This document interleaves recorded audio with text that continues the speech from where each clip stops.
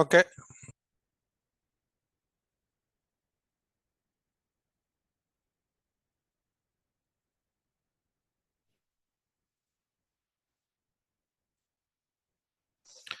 അപ്പൊ നമുക്ക് ലാസ്റ്റ് ക്ലാസ്സിൽ നമ്മൾ ചാപ്റ്റർ 1 to 4 ആയിരുന്നു നോക്കിയിരുന്നത്. അപ്പോൾ അതിനകത്ത് നമ്മളൊക്കെ അതിന്റെ കണ്ടന്റും ഐഡിയാസും നമ്മൾ കവർ ചെയ്തു. ഇനി നമുക്ക് നോക്കാനുള്ളത് ചാപ്റ്റർ 4 to 9. ഇതിനകത്ത് നമുക്ക് കണ്ടന്റ് നമ്മൾ നോക്കുന്നത് ചാപ്റ്റർ 4 to 9 അല്ല, 5 to 9. 5 to 9 ആയിരിക്കും നമ്മൾ നോക്കുന്നത്. ഇതിനകത്ത് കണ്ടന്റ് നമ്മൾ നോക്കുക ആദ്യത്തെ 4 ചാപ്റ്റർ ആയിരിക്കും. അതായത് accountability and control, administrative law, അതുപോലെ തന്നെ CPA ആൻഡ് ഡെവലപ്മെന്റ് ഡൈനാമിക്സ്. ഇത്രയായിരിക്കും നമ്മൾ നോക്കുക. കാരണം പേഴ്സണൽ അഡ്മിനിസ്ട്രേഷൻ ഒരു ലാർജ് ടോപ്പിക് ആണ്, നമുക്ക് ഒറ്റയടിക്ക് നോക്കി തീർക്കാൻ പറ്റില്ല. അതുപോലെ തന്നെ അത് എന്തുമായിട്ട് റിലേറ്റഡ് ഉണ്ട്, chapter 8 civil service paper 2 chapter 8 relate ചെയ്തേക്കുന്നുണ്ട്. നമ്മൾ ഡയറക്ട്ലി ഇന്ന് നോക്കുന്നില്ല, നമുക്ക് നെക്സ്റ്റ് വീക്ക് വരുമ്പോൾ അടുത്ത 4 ചാപ്റ്റർ നമുക്ക് നെക്സ്റ്റ് വീക്ക് ഫിനിഷ് അപ്പ് ചെയ്യാം. ആൻഡ് റിലേറ്റഡ് ടു ദിസ്, അതായത് ഈ ചാപ്റ്റർ അനാലിസിസ് എടുക്കുകയാണെന്നുണ്ടെങ്കിൽ കഴിഞ്ഞ 6-7 വർഷത്തെ പബ്ലിക് അഡ്മിനിസ്ട്രേഷന്റെ ക്വസ്റ്റ്യൻസ് എടുക്കുകയാണെന്നുണ്ടെങ്കിൽ ഇപ്പോ ഈ ഒരു റീജിയന്റെ ഇമ്പോർട്ടൻസ്, അതായത് 5 to 9 എന്ന് പറയുന്ന ചാപ്റ്റേഴ്സ്, അക്കൗണ്ടബിലിറ്റി തൊട്ട് പേഴ്സണൽ മാനേജ്മെന്റ് വരെയുള്ള ചാപ്റ്റേഴ്സിന്റെ മോസ്റ്റ് ഇമ്പോർട്ടന്റ് ആസ്പെക്ട് എന്ന് പറയുന്നത് ഇവിടുത്തെ നമ്പർ ഓഫ് ക്വസ്റ്റ്യൻസ് അല്ല, ഇതിന്റെ ആപ്ലിക്കബിലിറ്റി ആണ്. അതായത് ഈ ക്വസ്റ്റ്യൻസ് എന്ത് ചെയ്യാം, എല്ലായിടത്തും നമുക്ക് ഉപയോഗിക്കാം. എസ്പെഷ്യലി പേപ്പർ 2 വരുമ്പോൾ പേപ്പർ 2 നമ്മൾ കണക്ട് ചെയ്യുന്ന മേജർ സെക്ടേഴ്സ് എന്ന് പറയുന്നത് ഈ പറയുന്ന ചാപ്റ്റർ 5 to 9 ബേസ് ചെയ്തിട്ടായിരിക്കും. അതായത് വളരെ ഇമ്പോർട്ടന്റ് ആയിട്ടുള്ള ചാപ്റ്റേഴ്സ് ആണ്. ഇതിനകത്ത് നമ്പർ ഓഫ് ക്വസ്റ്റ്യൻസ് നോക്കുകയാണെന്നുണ്ടെങ്കിൽ നമ്പർ ഓഫ് ക്വസ്റ്റ്യൻസ് വളരെ കുറവായിരിക്കും. ഈ 9th ചാപ്റ്റർ ഒഴിച്ച് ബാക്കി എല്ലായിടത്തും ഒരു 1 അല്ലെങ്കിൽ 2 മാക്സിമം 3 ക്വസ്റ്റ്യൻസ് വരെ വരുള്ളൂ. അതും വളരെ ചാൻസ് കുറവാണ്. നിങ്ങൾക്ക് പ്രോബബ്ലി വരുന്നത് ചാപ്റ്റർ 1 to അല്ലെങ്കിൽ ക്വസ്റ്റ്യൻ നമ്പർ 1 to 3 ആയിരിക്കും. 3 തന്നെ പോകുന്ന 1 or 2 ആയിരിക്കും നിങ്ങൾക്ക് വരാനുള്ള ചാൻസ്. പക്ഷെ ചാപ്റ്റർ 9 എടുക്കുകയാണെന്നുണ്ടെങ്കിൽ അവിടെ ആപ്ലിക്കേഷൻ മാത്രമല്ല, അവിടെ ഡയറക്ട്ലി ക്വസ്റ്റ്യൻസും വരും. അതുപോലെ തന്നെ നിങ്ങൾക്ക് എവിടെ ഉപയോഗിക്കാം, പേപ്പർ 2 ഉപയോഗിക്കാം. പക്ഷെ ഈ 4 ചാപ്റ്ററിലും ഇമ്പോർട്ടൻസ് കൂടുതൽ കൊടുക്കണം. കാരണം എല്ലാ പ്രാവശ്യവും നിങ്ങളുടെ ഒരു മാർക്ക് ഡിഫൈൻ ചെയ്യാൻ പറ്റുന്ന ചാപ്റ്റേഴ്സ് ആണ് ചാപ്റ്റർ 5 to 9 എന്ന് പറയുന്നത്. ഇപ്പൊ ഒന്നാമത്തെ ചാപ്റ്റർ എടുക്കുക, അതായത് chapter 5 accountability two and control എടുക്കുക. അതിന്റെ ആവറേജ് നോക്കുകയാണെന്നുണ്ടെങ്കിൽ 2 അതിൽ താഴെ ഉള്ളൂ. അതായത് നേരത്തെ 2017-ലും 16-ലും മാത്രമേ എന്ത് ചോദിച്ചിട്ടുള്ളൂ, ഒരു 3 എന്ന് പറയുന്ന നമ്പറിൽ ചോദിച്ചിട്ടുള്ളൂ. പക്ഷെ എന്ത് ചെയ്യാം, നിങ്ങൾക്ക് എക്സ്പെക്ട് ചെയ്യാം 3 നിങ്ങൾക്ക് മിനിമം എക്സ്പെക്ട് ചെയ്യാം. 3 വരും എന്നുള്ള പ്രതീക്ഷയിൽ പോകുന്നതായിരിക്കും നല്ലത്. അതിനകത്ത് എന്ത് ചെയ്യാൻ പറ്റും, 2 ഏതായാലും മസ്റ്റ് ആയിട്ട് എഴുതേണ്ട വരും. 2 ക്വസ്റ്റ്യൻ ഏതായാലും നിങ്ങൾ എഴുതേണ്ട കണ്ടീഷൻ വരും. കാരണം ഈ അക്കൗണ്ടബിലിറ്റി ആൻഡ് കൺട്രോളിലുള്ളത് 10 മാർക്കിന് സെക്ഷണൽ പോയിന്റ്സിൽ വരാനുള്ള ചാൻസ് വളരെ കൂടുതലാണ്. സെക്ഷണൽ പോയിന്റ്സിൽ സെക്ഷൻ ബി, ഇപ്പം ആദ്യത്തെ 4 ചാപ്റ്ററിലാണ് നമുക്ക് എന്ത് വരുന്നത്, സെക്ഷൻ എയുടെ കമ്പോണന്റ് വരുന്നത്. നമ്മൾ കഴിഞ്ഞ പ്രാവശ്യം ഡിസ്കസ് ചെയ്തത്. ഇനിയുള്ള 8 ചാപ്റ്ററും വരുന്നത് സെക്ഷൻ ബിയിലാണ്. ഇവിടെ എന്തൊക്കെ വരും, ഈ ആദ്യത്തെ സെക്ഷൻ എടുക്കുകയാണെങ്കിൽ 10 മാർക്കിന്റെ ക്വസ്റ്റ്യൻ 5 ക്വസ്റ്റ്യൻ എടുക്കുകയാണെങ്കിൽ അതിൽ അഡ്മിനിസ്ട്രേറ്റീവ് ലോയിൽ നിന്ന് ഒരു ക്വസ്റ്റ്യൻ ഉണ്ടാവും, CPA എന്നൊരു ക്വസ്റ്റ്യൻ ഉണ്ടാവും, അതുപോലെ തന്നെ പേഴ്സണൽ മാനേജ്മെന്റിൽ നിന്ന് ഒരു ക്വസ്റ്റ്യൻ ഉണ്ടാവും, പബ്ലിക് പോളിസി ചിലപ്പോൾ ഉണ്ടാവാം. പക്ഷെ എന്തുണ്ടാവും, അഡ്മിനിസ്ട്രേറ്റീവ് ഇംപ്രൂവ്മെന്റ്സ് മെത്തേഡ്സ് ഉണ്ടാവും, ഫിനാൻഷ്യൽ അഡ്മിനിസ്ട്രേഷൻ ഉണ്ടാവും. അപ്പോൾ ഈ ഒരു ക്വസ്റ്റ്യൻ 10 മാർക്കിന് നിങ്ങൾക്കൊരു ഓപ്ഷൻ എടുക്കാൻ പറ്റാത്ത ഒരു കണ്ടീഷനിലോട്ട് എന്ത് ചെയ്യാം, ഇത് വരാനുള്ള സ്കോപ്പ് ഉണ്ട്. അതുകൊണ്ട് നിങ്ങൾ എന്ത് ചെയ്യുക, ഇത് നോക്കി വെച്ചേക്കുക. ചാപ്റ്റർ ഒരു 1 or 2 അല്ലെങ്കിൽ ചിലപ്പോൾ 3 ക്വസ്റ്റ്യൻസ് ഈ പ്രാവശ്യം, ചിലപ്പോൾ കഴിഞ്ഞ 2-3 വർഷങ്ങളിലായിട്ട് കുറവായതുകൊണ്ട് ഈ പ്രാവശ്യം എന്ത് ചെയ്യാം, ഒരു 3 ക്വസ്റ്റ്യൻ എക്സ്പെക്ട് ചെയ്യാം. അത് വെച്ചേക്കുക, പഠിക്കണം, ഏതായാലും പഠിച്ചേ പറ്റുള്ളൂ. ഇനി അടുത്ത വയ്ക്കുക ചാപ്റ്റർ 6. ചാപ്റ്റർ 6ന്റെ ഗുണം എന്ന് പറഞ്ഞു കഴിഞ്ഞാൽ ചാപ്റ്റർ 6 ഒരു ക്വസ്റ്റ്യൻ അല്ലെങ്കിൽ മാക്സിമം 2 ക്വസ്റ്റ്യൻ, ഇതിൽ കൂടുതൽ ചോദിച്ചിട്ടില്ല. പക്ഷെ ഇതിനകത്ത് എന്തേ ഉള്ളൂ, ഇത് ചാപ്റ്റർ എന്താണ്, വലുതാണോ ചെറുതാണോ, വളരെ ചെറുതാണ്. ഒരു ഉച്ച വരെ ഇരുന്ന അല്ലെങ്കിൽ ഒരു 3, 4, 5 മണിക്കൂർ നിങ്ങൾ സ്പെൻഡ് ചെയ്ത് എന്ത് ചെയ്യാൻ പറ്റും, കംപ്ലീറ്റ്ലി ഫിനിഷ് ചെയ്യാൻ പറ്റും. ഇതിനകത്ത് എന്ത് വേണ്ട, ഒരു ലോജിക്കൽ തോട്ടിനെ കുറിച്ച് നിങ്ങൾ കൺസേൺ ആവണ്ട. ഇപ്പം ഇതിനകത്ത് ഇച്ചിരി ട്വിസ്റ്റഡ് ആയിട്ട് ചോദിച്ചിട്ടുള്ളത് മറ്റേ green light theory and red light theory of administrative law, അത് മാത്രമേ എന്ത് ചെയ്തിട്ടുള്ളൂ, ഒന്ന് ആലോചിക്കേണ്ട കണ്ടീഷൻ വരുന്നുള്ളൂ. ബാക്കി എല്ലാ കണ്ടീഷനിലും അഡ്മിനിസ്ട്രേറ്റീവ് ലോ എന്താണ്, വളരെ ഈസിയാണ്. വളരെ ബേസ് കണ്ടന്റ് പഠിച്ചിട്ട് പോയാൽ ഡെലിഗേറ്റഡ് ലെജിസ്ലേഷൻ എന്താണ്, ലോ എന്താണ്, എങ്ങനെ ഇത് വർക്ക് ചെയ്യുന്നു, ഇത് മാത്രം അല്ല, അഡ്മിനിസ്ട്രേറ്റീവ് ട്രൈബ്യൂണൽസ്, ഇത് മാത്രം പഠിച്ചിട്ട് പോയാൽ മതി, വളരെ ഈസിയാണ്. ഇനി 7th ചാപ്റ്റർ എടുക്കുവാണെങ്കിൽ ശരിക്കും പറയണേ ഈ 7th-ഉം 8th-ഉം നമ്മൾ ഡിഫറൻഷിയേറ്റ് ചെയ്യാൻ പറ്റുമോ എന്ന് ചോദിച്ചു കഴിഞ്ഞാൽ ഡിഫറൻഷിയേറ്റ് ചെയ്യാതിരിക്കുന്നതല്ല. രണ്ടും തമ്മിൽ എന്തുണ്ട്, ഒരു റിലേഷൻ നമുക്ക് കാണാൻ പറ്റും. ഇപ്പൊ എക്സാമ്പിൾ പറയുകയാണെങ്കിൽ ഈ 7th നമ്മൾ കമ്പാരിറ്റീവ് പബ്ലിക് അഡ്മിനിസ്ട്രേഷൻ പഠിക്കുമ്പോൾ ഇവിടെ നമ്മൾ CPA പഠിക്കുന്നു, ഇവിടെ നമ്മൾ ഡെവലപ്മെന്റ് അഡ്മിനിസ്ട്രേഷൻ പഠിക്കുന്നു. രണ്ടും എന്തുമായിട്ട് ബന്ധമുണ്ട്, World War II ആയിട്ട് ബന്ധമുണ്ട്. വേൾഡ് വാർ 2 ശേഷമാണ് രണ്ടും എന്താവുന്നത്, പ്രോമിനന്റ് ആവുന്നത്. അപ്പൊ നിങ്ങൾ എന്ത് ചെയ്യുക, ഇത് രണ്ടും ഒരുമിച്ച് തന്നെ ഇതൊരു ഒറ്റ സിംഗിൾ ചാപ്റ്റർ ആയിട്ട് നോക്കിയാലും പ്രശ്നമൊന്നുമില്ല. കാരണം അങ്ങോട്ടും ഇങ്ങോട്ടും എന്ത് ചെയ്യാം, ടോപ്പിക്സും കണ്ടന്റും അതുപോലെ തന്നെ ഐഡിയാസും എന്ത് ചെയ്യാം, അങ്ങോട്ടും ഇങ്ങോട്ടും ഷെയർ ചെയ്യാൻ മാക്സിമം ശ്രമിക്കുക. ഇത് വളരെ ഇമ്പോർട്ടന്റ് ആണ് ഈ രണ്ട് ചാപ്റ്റേഴ്സ്. ഈ ചാപ്റ്റർ 7 വരുമ്പോൾ പഠിക്കേണ്ട കുറച്ച് ഇമ്പോർട്ടന്റ് ആയിട്ടുള്ള തിയറീസ് ഉണ്ട്. എസ്പെഷ്യലി റിക്ഷ്യൻ മോഡൽസ് എല്ലാം എന്താണ്, വളരെ ഇമ്പോർട്ടന്റ് ആണ്. അതിന് ഇമ്പോർട്ടൻസ് കൊടുത്തേ പറ്റൂ. ഇതിൽ നിന്നും നിങ്ങൾക്ക് എന്ത് ചെയ്യാം, 2 or 3 ക്വസ്റ്റ്യൻസ് എക്സ്പെക്ട് ചെയ്യാം. ചിലപ്പോൾ ഇത് രണ്ടും കൂടെ മിക്സ് ചെയ്തിട്ടും എന്ത് ചെയ്യാം, ഒരു ക്വസ്റ്റ്യൻ ആയിട്ട് വരാൻ ചാൻസ് ഉള്ളു. അവിടെയും ചാപ്റ്റർ 8 എടുക്കുകയാണെന്നുണ്ടെങ്കിലും anti development thesis, women in development, women and development, ഇങ്ങനെയുള്ള strong state versus market, bureaucracy versus democracy, ഇങ്ങനെയുള്ള കൺസെപ്റ്റുകളെല്ലാം എന്ത് ചെയ്യാം, ചോദിക്കാം. അതുകൊണ്ട് ഇവിടുന്നും ഒരു 2 അല്ലെങ്കിൽ ഒരു 3 ക്വസ്റ്റ്യൻ നിങ്ങൾക്ക് മിനിമം ഈ രണ്ട് ഇതിനകത്തു നിന്ന് ഒരു 5 ക്വസ്റ്റ്യൻ നിങ്ങൾക്ക് എന്ത് ചെയ്യാം, എക്സ്പെക്ട് ചെയ്യാം. ഒരു 5 ക്വസ്റ്റ്യൻ വരെ വരുന്ന സെക്ഷനാണ് ഈ പറയുന്ന ഈ ബേസിക് ചാപ്റ്റർ 7ഉം ചാപ്റ്റർ 8ഉം. ഇനി അടുത്ത നോക്കിയേ, ചാപ്റ്റർ 9 നോക്കിയേ. ഈ ചാപ്റ്റർ 9 എടുക്കുകയാണെന്നുണ്ടെങ്കിൽ ഇത് നമ്മൾ വളരെ മിനിമം എഫേർട്ട് ഇടുന്ന ഒരു സ്ഥലമാണ്. പക്ഷേ ഒരു ഹ്യൂജ് ടോപ്പിക്കാണ് ചാപ്റ്റർ 9 എന്ന് പറയുന്നത്. ഇന്ന് അതുകൊണ്ട് ഞാൻ കണ്ടന്റ് ഇന്ന് എടുക്കുന്നില്ല. നെക്സ്റ്റ് അടുത്ത 4 ചാപ്റ്റർ, അടുത്തതിനകത്ത് പ്രത്യേകിച്ച് ഒന്നുമില്ല. അതായത് നമുക്ക് പബ്ലിക് പോളിസിയും അഡ്മിനിസ്ട്രേറ്റീവ് ഇംപ്രൂവ്മെന്റ്, ഫിനാൻഷ്യൽ അഡ്മിനിസ്ട്രേഷൻ വരുന്നത്, അതിനകത്ത് കണ്ടന്റ് കുറവാണ്. അതുകൊണ്ട് നമുക്ക് എന്ത് ചെയ്യാം, ചാപ്റ്റർ 9 അതിന്റെ കൂടെ ഞാൻ കണ്ടന്റ് എടുക്കാം.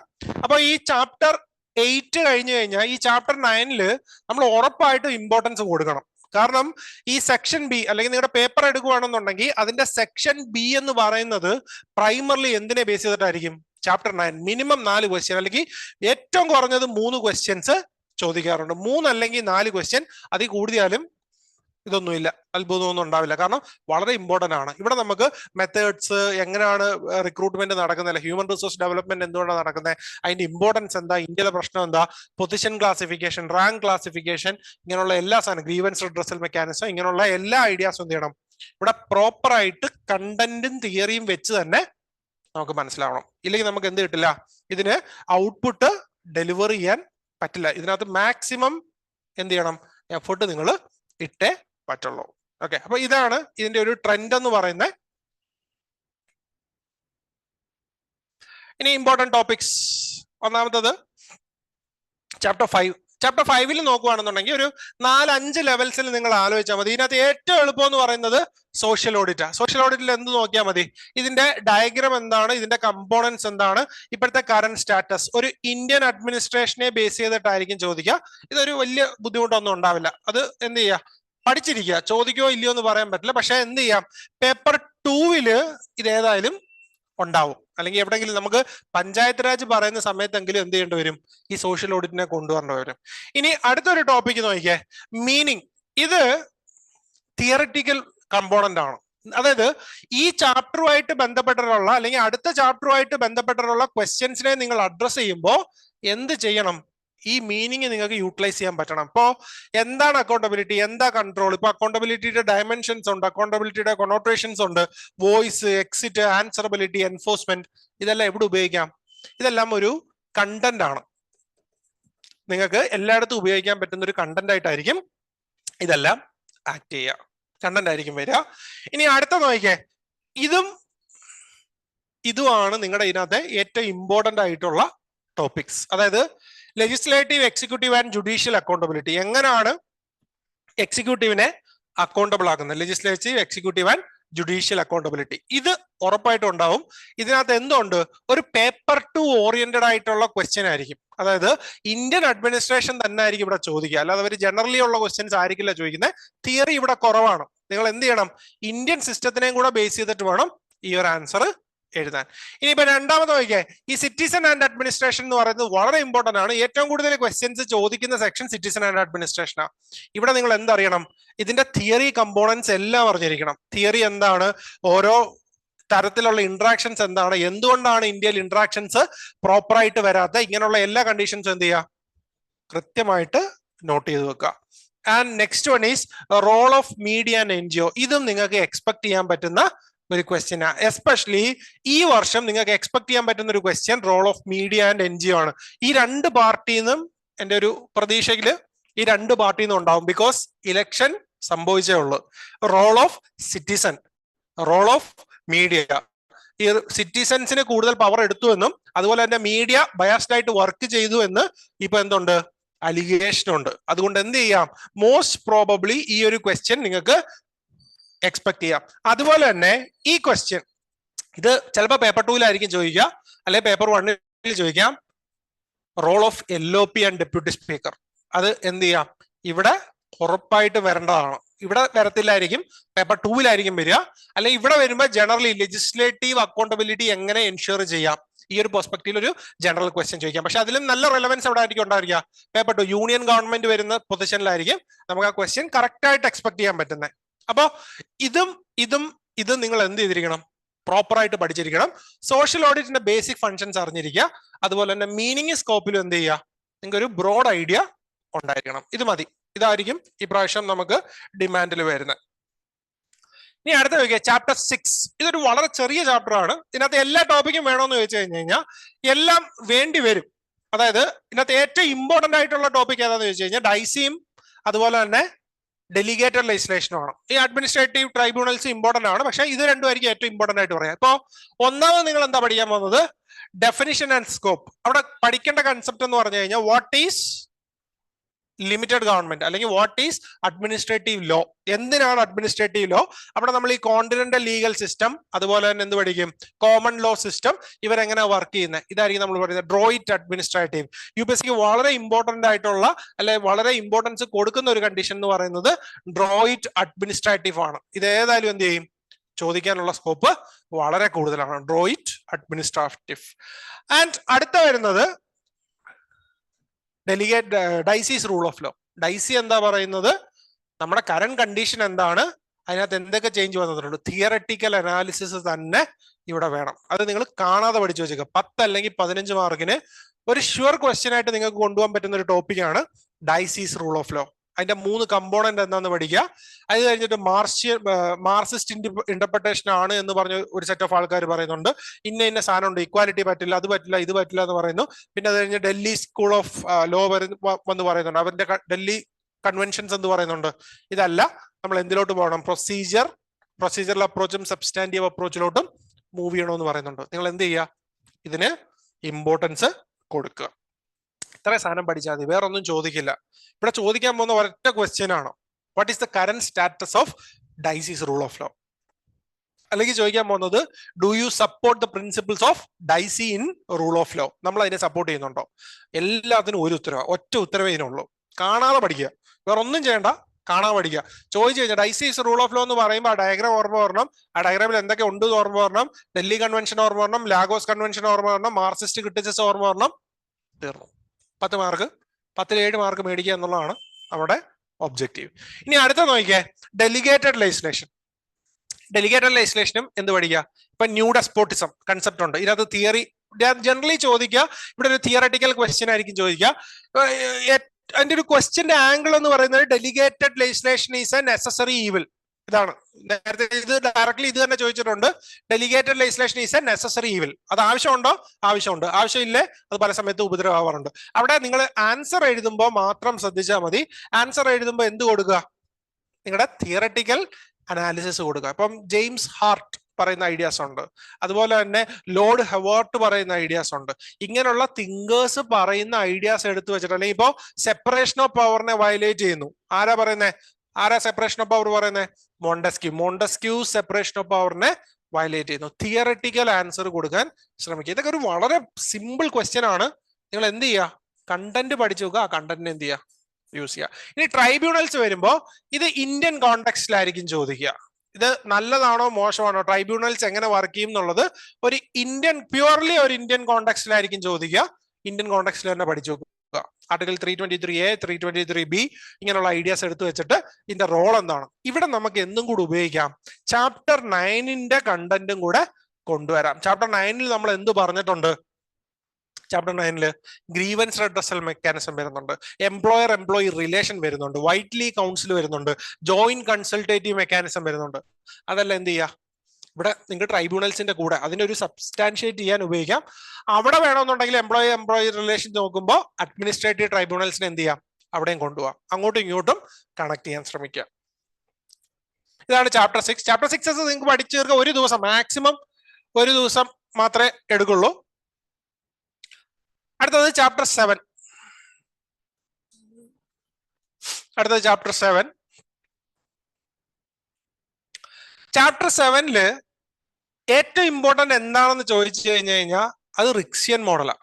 പക്ഷെ ജനറലി എന്ത് ചെയ്യാറില്ല, റിക്സിയൻ മോഡലിൽ നിന്ന് ഒരു ക്വസ്റ്റ്യൻ ഡയറക്ട്ലി വരുമോ എന്നുള്ളത് പറയാൻ പറ്റത്തില്ല. അവിടെ റിക്സിയൻ മോഡൽ എടുക്കുമ്പോൾ തന്നെ ആദ്യം തൊട്ടുള്ള കണ്ടന്റ് ഉണ്ട്. അതായത് എന്താണ് ആ ഷിഫ്റ്റിനെ കുറിച്ച് പറയുന്നുണ്ട്, ആ ചേഞ്ചിനെ കുറിച്ച് പറയുന്നുണ്ട്, നോർമേറ്റീവ് ടു എംപിരിക്കൽ എന്ന് പറഞ്ഞിട്ട് ഓരോ ഐഡിയ പറയുന്നുണ്ട്. അതിനകത്ത് ടൂൾസ് യൂസ്ഡ് ഉണ്ട്, സ്ട്രക്ചറൽ ഫങ്ഷണൽ അപ്രോച്ച്, അതുപോലെ തന്നെ ഐഡിയൽ മോഡൽ എന്ന് പറഞ്ഞ ടൂൾസ് പറയുന്നുണ്ട്. അത് കഴിഞ്ഞിട്ട് എന്ത് പറയുന്നുണ്ട്, ട്രാൻസിഷ്യ, ഇൻഡസ്ട്രിയ, അഗ്രേറിയ, ടൈപ്പോളജി പറയുന്നുണ്ട്, ഇതിന്റെ ഫീച്ചേഴ്സ് പറയുന്നുണ്ട്, സാല മോഡൽ ഉണ്ട്, ബേസാർ കാന്റീൻ മോഡൽ ഉണ്ട്, പ്രിസ്മാറ്റിക് മോഡൽ ഉണ്ട്, and what is development. Chapter 8 വരെ നീണ്ടു കിടക്കുന്ന ഒരു സാധനമാണ് എന്തിലുള്ളത്, ഈ പറയുന്ന റിക്സിയൻ മോഡലുള്ളത്. ഇപ്പോ ഈ റിക്സിയൻ മോഡല് ജസ്റ്റ് ഒരു ഐഡിയ മാത്രം അല്ല, പ്രിസ്മാറ്റിക് മാത്രം എക്സ്പ്ലെയിൻ ചെയ്യുക അല്ല നിങ്ങളുടെ ഒബ്ജക്റ്റീവ്. എന്താണ് സാല മോഡൽ എന്നുള്ളത് നിങ്ങൾക്ക് അറിയണം, എന്താണ് ബാസാർ കാന്റീൻ മോഡൽ എന്നുള്ളത് അറിയണം, എന്താണ് ഡെവലപ്മെന്റ് ഈസ് ഇൻക്രീസിങ് ഓട്ടോണമി എന്ന് പറഞ്ഞിട്ടുണ്ട്. അതിനകത്ത് ഡിഫ്രാക്ഷൻ എന്ന് പറയുന്ന മെത്തേഡ് പറയുന്നുണ്ട്, diffraction is integration plus differentiation പറയുന്നുണ്ട്, അതിനകത്ത് ഒരു ഗ്രാഫ് വരുന്നുണ്ട്. ഇങ്ങനെയുള്ള എല്ലാ കണ്ടന്റും എന്ത് ചെയ്യണം, കൃത്യമായിട്ട് അറിഞ്ഞിരിക്കണം. റിക്സിയൻ മോഡല് ചാപ്റ്റർ 7 ഉപയോഗിക്കാം, ചാപ്റ്റർ 8 ഉപയോഗിക്കാം. കാരണം ഡെവലപ്മെന്റ് വരുമ്പോൾ റിക്സിയൻ ഡെവലപ്മെന്റ് വളരെ ഇമ്പോർട്ടന്റ് ആണ്. റിക്സിയൻ ഡെവലപ്മെന്റ് പറയണം. ഈ ഡിഫ്രാക്ഷൻ എന്ന് പറയുന്ന ഐഡിയ എന്താണ് എന്ന് നമുക്ക് ഡെഫിനിഷൻ കൊടുക്കാൻ പറ്റണം. അടുത്തത് external and internal environment. External എൻവയോൺമെന്റിനെ ഫോക്കസ് ചെയ്തിട്ട് ഇതിപ്പോ ഫെറൽ ഹെഡിയുടെ 10 classification, 10 fold classification of Ferrel Heady. അതിന്റെ പേര് കാണാതെ പഠിച്ചു നോക്കണം. പേരാണ് നമുക്ക് ഏറ്റവും ഇമ്പോർട്ടന്റ് ആയിട്ട് വേണ്ടത്. അവിടെ ഇവിടെയൊക്കെ ഉപയോഗിക്കാം. ഈ കൊളോണിയൽ ഇംപ്രിൻസ് ഒക്കെ പറയുന്ന ഐഡിയ ഇല്ലേ, അത് നമ്മൾ എന്ത് ചെയ്യുക, എഴുതി വെക്കുക. എവിടെയാണ് ഉപയോഗിക്കുന്നത് കാണാതെ പഠിക്കുക, പേര് കാണാതെ പഠിക്കുക. 10 ഫോൾഡ് ക്ലാസിഫിക്കേഷൻ. അതുപോലെ തന്നെ റിക്സിന്റെ ക്ലാസിഫിക്കേഷനും ഉണ്ട്, പ്രോട്ടോ മോഡേൺ, ഓർത്തോ മോഡേൺ എന്നൊക്കെ പറഞ്ഞിട്ട് ക്ലാസിഫിക്കേഷൻ ഉണ്ട്. അത് ഉപയോഗിക്കുന്നതിൽ തെറ്റില്ല. പക്ഷെ അത് അത്ര ഇമ്പോർട്ടന്റ് ആണോ എന്ന് ചോദിച്ചു കഴിഞ്ഞാൽ അത്ര ഇമ്പോർട്ടന്റ് അല്ല. പക്ഷെ ഇവിടെ എന്ത് വേണം, ഹിസ്റ്റോറിക്കൽ, സോഷ്യൽ, എക്കോളജിക്കൽ, എക്കണോമിക്, ഇങ്ങനെയുള്ള ഫാക്ടേഴ്സ് ഓഫ് ഡെവലപ്മെന്റിനെ കുറിച്ച് പറയുന്നുണ്ട്. അത് ഇമ്പോർട്ടന്റ് ആണ്. External and internal factors. Four example ഇപ്പോ സോഷ്യൽ മിലിയു, അല്ലെങ്കിൽ ആര് പറയുന്നുണ്ട്, ജോർജ് ഓർവെല് ഒരു ആനയെ വെടിവെക്കാൻ പോയ കഥ പറയുന്നില്ലേ, അതെന്താണ്, സോഷ്യൽ ഫാക്ടർ ആണ്. Social milieus, how social milieus affect an individual's decision making. അതുപോലെ തന്നെ എക്കണോമിക് ഫാക്ടറിൽ എന്ത് പറയുന്നുണ്ട്, ഗുണാർ മിർഡാലിന്റെ ഏഷ്യൻ ഡ്രാമയുണ്ട്. ഇതെല്ലാം കയ്യിൽ ഉണ്ടായിരിക്കണം. ഓൺ ദ സ്പോട്ട് എക്കണോമിക് എന്ന് കേൾക്കുമ്പോൾ ഇതിന്റെ ലിസ്റ്റ് ഓർമ്മ വരണം. ഹിസ്റ്റോറിക്കൽ എന്ന് പറയുമ്പോൾ ഇപ്പൊ ജർമ്മൻ ആൻഡ് ബ്രിട്ടീഷ് ക്ലാസിഫിക്കേഷൻ ഉണ്ട്. അതുപോലെ തന്നെ കൊളോണിയൽ ഇംപ്രിൻസിനെ കുറിച്ച് ഫെറൽ ഹെഡി പറയുന്നുണ്ട്, റഷ്യൻ അഡ്മിനിസ്ട്രേഷനെ കുറിച്ച് പറയുന്നുണ്ട്. എക്കണോമിക് ആസ്പെക്ട് എടുക്കുമ്പോൾ വെബേറിയൻ പ്രൊട്ടസ്റ്റന്റ് എത്തിക്സിനെ കുറിച്ച് പറയുന്നുണ്ട്. ഇതെല്ലാം എന്ത് ചെയ്യണം, കയ്യിൽ നിങ്ങൾക്ക് വേണം, ഡയറക്ട്ലി കയ്യിൽ നിങ്ങൾക്ക് വേണം. ഇതിൽ വേറെ ഒന്നും ചെയ്യാൻ പറ്റില്ല, പഠിച്ചേ പറ്റുള്ളൂ. ചാപ്റ്റർ 7 ചാപ്റ്റർ 8 പ്യുവർ കണ്ടന്റ് ആണ്. ശരിക്കും പറയുകയാണെങ്കിൽ നിങ്ങളുടെ തിങ്കറിന്, അഡ്മിനിസ്ട്രേറ്റീവ് തിങ്കേഴ്സ് എന്ന് പറയുന്ന ചാപ്റ്ററിനെക്കാട്ടിലും കൂടുതൽ തിങ്കർ വരുന്ന സ്ഥലം ഈ ചാപ്റ്റർ 7 ചാപ്റ്റർ 8 ആണ്. അവിടെ നിങ്ങൾ എന്ത് ചെയ്യുക, നല്ല എഫേർട്ട് ഇടുക. ഈ എഫേർട്ട് ഇടുന്നതിന്റെ ഗുണം എന്ന് പറയുന്നത്, ഇപ്പൊ നമ്മൾ നേരത്തെ നോക്കിയപ്പോഴും ഇവിടെ 2 അല്ലെങ്കിൽ 3 ക്വസ്റ്റ്യൻ എന്നാ കണ്ട, എല്ലാം കൂടെ ചേർത്ത് 2 ഇതിനകത്തൂടെ 5 ക്വസ്റ്റ്യൻ എന്ന് പറയുന്നത്. 5 ക്വസ്റ്റ്യൻ എന്ന് പറഞ്ഞു കഴിഞ്ഞാൽ ചിലപ്പോൾ എന്ത് ചെയ്യാം, ആവറേജ് നോക്കുകയാണെന്നുണ്ടെങ്കിൽ അറൌണ്ട് ഒരു 60 മാർക്ക് അല്ലെങ്കിൽ 65 മാർക്സ് അല്ലെങ്കിൽ 70 മാർക്സ് വരെ വരുന്നുള്ളൂ. പക്ഷെ ഇതിലും കൂടുതൽ യൂസ്ഫുൾ, അതായത് പേപ്പർ 2 മൊത്തം എഴുതുന്നത് നമ്മൾ ഈ കണ്ടന്റ് വെച്ചിട്ടാ. പേപ്പർ 2ന്റെ എല്ലാ ചാപ്റ്റേഴ്സ്, യൂണിയൻ ഗവൺമെന്റ് ആണെങ്കിലും പബ്ലിക് സർവീസ് ആണെന്നുണ്ടെങ്കിൽ എന്തെടുത്താലും നമുക്ക് എഴുതാൻ പറ്റുന്ന കണ്ടന്റ് എവിടെ കിടക്കുന്നത്, ഇവിടെയാണ്. Especially rural and urban development, അവിടെ കണ്ടന്റ് ഉണ്ടാവില്ല, അല്ലെങ്കിൽ അവിടെ കണ്ടന്റ് കിട്ടാനുള്ള ചാൻസ് വളരെ കുറവാണ്. അവിടെ നമ്മൾ എന്തെടുക്കും, ഈ ഐഡിയ എടുത്തിട്ടാണ് നമ്മളവിടെ എക്സ്പ്ലെയിൻ ചെയ്യുന്നത്. അടുത്ത വരുന്നത് ഫെറൽ ഹെഡ്. ഇത് ഞാൻ നേരത്തെ പറഞ്ഞില്ല, കാണാൻ പഠി, അഡ്മിനിസ്ട്രേഷൻ ഇൻ ഡിഫറെന്റ് കൺട്രീസ്, അതിന്റെ ലെവൽസും മോഡൽസും കാണാതെ പഠിച്ചു വെച്ചേക്കാം. And next one is current status. ഇപ്പോഴത്തെ ഇത് എവല്യൂഷൻ ആണ്, CPIയുടെ എവല്യൂഷൻ ആണ്. CPIയുടെ എവല്യൂഷൻ എന്ത് ചെയ്യുക, നല്ലപോലെ നോക്കി വെച്ചേക്കുക. CPIയുടെ എവല്യൂഷൻ വളരെ ഇമ്പോർട്ടന്റ് ആണ്. ക്വസ്റ്റ്യൻ ഏതായാലും ചോദിക്കാനുള്ള പോസിബിലിറ്റി ഉണ്ട്. ഈ എവല്യൂഷനൊക്കെ ചോദിക്കുക എന്ന് പറയുന്നത് ലാഭം കേട്ടോ. നമ്മൾ കാണാൻ പഠിക്കുക, പോയി 1980 ചേഞ്ചിങ് ഡെവലപ്മെന്റ് ഇങ്ങനെയാണ് എന്ന് പറഞ്ഞ് എഴുതുക, വേറെ ഒന്നും അവിടെ ചെയ്യണ്ട. അടുത്തത് ഡെവലപ്മെന്റ് അഡ്മിനിസ്ട്രേഷൻ. ഇവിടെ ഒന്നാമത്തത് കൺസെപ്റ്റ് ഓഫ് ഡെവലപ്മെന്റ് ആണ്. ഡെവലപ്മെന്റ് ഓഫ് അഡ്മിനിസ്ട്രേഷനും ഉണ്ട്, അഡ്മിനിസ്ട്രേഷൻ ഓഫ് ഡെവലപ്മെന്റും ഉണ്ട്. അതാണ് നമ്മൾ ആദ്യം പഠിക്കുന്നത്. ഇത് 10 മാർക്കിന്റെ ഒരു ക്വസ്റ്റ്യൻ ആണ്. ഈ 10 മാർക്കിന്റെ ക്വസ്റ്റ്യൻ നമുക്ക് 10 മാർക്ക് കിട്ടാൻ പറ്റണം, അല്ലെ 10ൽ 7 മാർക്ക്, ഇതിനകത്തെ ബെസ്റ്റ് സ്കോർ നമുക്ക് കിട്ടണം. വേറെ ഒന്നും അവിടെ ഒരു ഡിലേ ഉണ്ടാവാൻ പാടില്ല. ഡെവലപ്മെന്റ് എന്താണെന്ന് ചോദിച്ചു കഴിഞ്ഞാൽ എഴുതാനുള്ള ഐഡിയ വേണം. ഏറ്റവും അവസാനം ആന്റി ഡെവലപ്മെന്റ് തീസിസ് പറഞ്ഞിട്ടായിരിക്കും നമ്മൾ നിർത്തുക. അതിന്റെ കൂട്ടത്തിൽ തന്നെ വരുന്ന ഒരു ഐഡിയ ആണ് ചേഞ്ചിങ് പ്രൊഫൈൽ. ഇതില്ലേ, അതായത് 1945 വേൾഡ് വാർ 2 തൊട്ട് ഇങ്ങോട്ട് എടുക്കുകയാണെന്നുണ്ടെങ്കിൽ എന്തൊക്കെ ചേഞ്ചസ് ആണ് ഇവർക്ക് വരുന്നത്, എന്തൊക്കെ ഐഡിയാസ് ആണ് ഇവർ പറയുന്നത്, ഇതെല്ലാം ഇവിടെ വരുന്നുണ്ട്, ചേഞ്ചിങ് പ്രൊഫൈലിൽ വരുന്നുണ്ട്. ഇപ്പോ നിയോ ലിബറൽ ഐഡിയാസ് അല്ലെങ്കിൽ NPM-ഉം NRP ഒക്കെ വന്ന സമയത്ത് എന്ത് ചേഞ്ചസ് ആണ് ഡെവലപ്മെന്റിന് വന്നിട്ടുള്ളത്. ഇപ്പൊ ഷിഫ്റ്റിംഗ് ഡെവലപ്മെന്റ് ഉണ്ട്. ഫ്രം എന്തായിരുന്നു citizen centric to customer centric ആയിട്ട് മൂവ് ചെയ്യുന്നു. ഈ ഷിഫ്റ്റുകളെല്ലാം എന്ത് ചെയ്യുക, പ്രോപ്പറായിട്ട് നോക്കി വെച്ചേക്കുക. ഇനി അടുത്ത വരുന്നത് ആന്റി ഡെവലപ്മെന്റ് തീസിസ്. ഇതും കാണാതെ പഠിക്കുന്നതാണ്. ഇപ്പൊ ഗ്ലോബൽ ജസ്റ്റിസ് മൂവ്മെന്റ് ഉണ്ട്, അതുപോലെ തന്നെ ഇതിന്റെ ക്രിറ്റിസിസം പറഞ്ഞ ഡിപ്പെൻഡൻസി പോലത്തുള്ള തിയറീസും അവിടെ വരുന്നുണ്ട്. ഇത് രണ്ടും എന്ത് ചെയ്യുക, പ്രോപ്പറായിട്ട് പഠിക്കുക. വളരെ ഇമ്പോർട്ടന്റ് ആണ്. എല്ലാ കൺസെപ്റ്റുകളും അവിടെ ക്ലിയർ ആയിട്ട് അറിഞ്ഞിരിക്കണം. അതുപോലെ തന്നെ എന്താണ് ആന്റി ഡെവലപ്മെന്റ് തീസിസ് എന്നുള്ളതിന്റെ ബേസിക് ഡെഫിനേഷൻ ഉണ്ട്. Anti development thesis are not directly against the development, rather it is against the process of development or how the development is implemented. അത് അങ്ങനെ തന്നെ എന്ത് ചെയ്യുക, കാണാൻ പഠിച്ചു വെക്കുക. ഇതിനെല്ലാത്തിനും ഒരു പ്രോപ്പർ കണ്ടന്റ് ഉണ്ടാവണം. ഇനി ഇതിനകത്തെ ഈ ചാപ്റ്റർ 8 നമ്മൾ പഠിക്കാത്തതും എന്നാൽ ഏറ്റവും കൂടുതൽ ചോദിക്കുന്നതുമായിട്ടുള്ള ക്വസ്റ്റ്യൻ ആണ് bureaucracy, market and development. Strong state versus market debate ഉണ്ട്, ബ്യൂറോക്രസി വേഴ്സസ് മാർക്കറ്റ് ഡിബേറ്റ് ഉണ്ട്, ബ്യൂറോക്രസി വേഴ്സസ് ഡെമോക്രസി ഡിബേറ്റ് ഉണ്ട്. ഈ ഡിബേറ്റുകളാണ് ഏറ്റവും ഇമ്പോർട്ടന്റ് ആയിട്ട് വരിക. ഇപ്പൊ നമുക്ക് എക്സാമ്പിൾ പറയുകയാണെങ്കിൽ ഫ്രാൻസിസ് ഫ്യൂക്കിയാമയുടെയും സാമുവൽ ഹണ്ടിന്റെ ഒക്കെ കൺസെപ്റ്റ് ഇല്ലേ, ക്ലാഷ് ഓഫ് സിവിലൈസേഷന്, എൻഡ് ഓഫ് ദ വേൾഡും ഒക്കെ, ഇതെന്ത് ചെയ്യുക, അറിഞ്ഞിരിക്കണം. ഇത് അറിഞ്ഞെങ്കിൽ മാത്രമേ ഇതെടുത്ത് നിങ്ങൾക്ക് ഉപയോഗിക്കാൻ പറ്റുള്ളൂ. The idea is to identify or compare between various aspects. Comparison ആണ് ഇവിടെ ചോദിക്കാൻ പോകുന്നത്. ഒന്നെങ്കിൽ ബ്യൂറോക്രസിയും ഡെമോക്രസിയും ചോദിക്കും, അല്ലെങ്കിൽ ബ്യൂറോക്രസിയും ഡെവലപ്മെന്റും ചോദിക്കും, അല്ലെങ്കിൽ ആര് ചോദിക്കും, strong state versus market debate. ഇത് തന്നെ നിങ്ങൾക്ക് കണ്ടന്റ് കയ്യിൽ ഉണ്ടായിരിക്കണം. ഇതൊക്കെ ഫിക്സഡ് ക്വസ്റ്റ്യൻ ആണ്. ഇത് പല രീതിയിലായിരിക്കും ചോദിക്കുക. ക്വസ്റ്റ്യൻ ഐഡന്റിഫൈ ചെയ്ത് കഴിഞ്ഞാൽ വേറെ ഒന്നും ആലോചിക്കേണ്ട കാര്യമില്ല. ഇപ്പൊ ലൂഷ്യൻ ബൈ പറഞ്ഞിട്ടുണ്ട്, അവര് പറഞ്ഞിട്ടുണ്ട്, ഇവര് പറഞ്ഞിട്ടുണ്ട്, പ്രേമലത ബെൻസാലുണ്ട്. ലിസ്റ്റ് നിങ്ങളുടെ കയ്യിൽ ഉണ്ടായിരിക്കണം. എന്ത് ചെയ്യുക, എഴുതിക്കൊണ്ട് ഇരിക്കുക.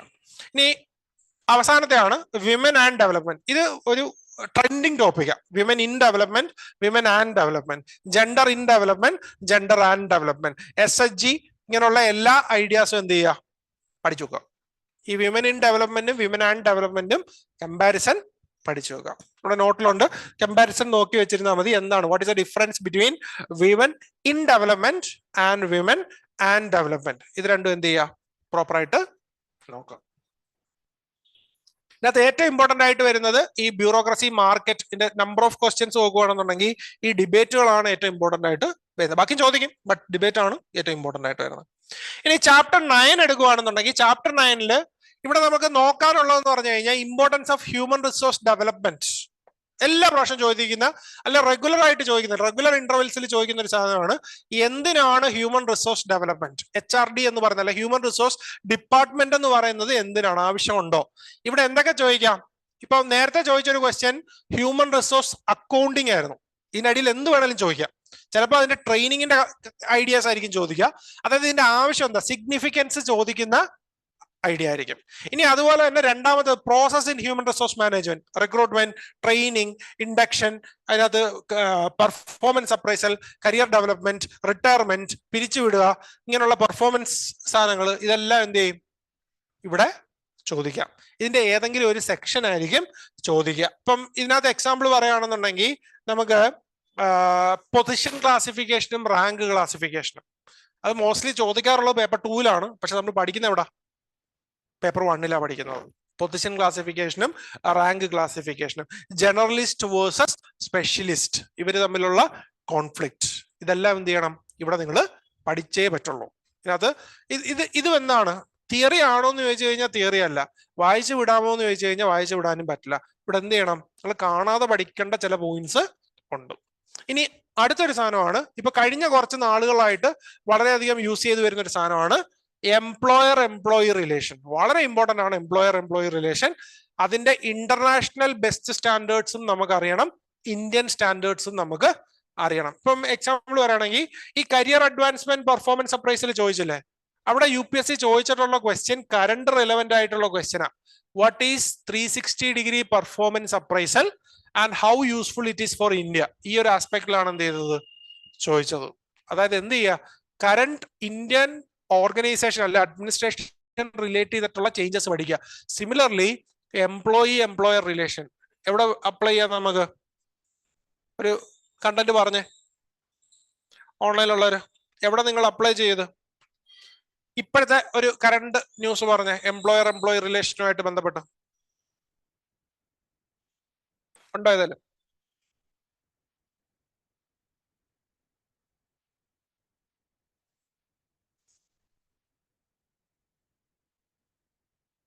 അഗ്നിവീർ കേട്ടിട്ടുണ്ടോ?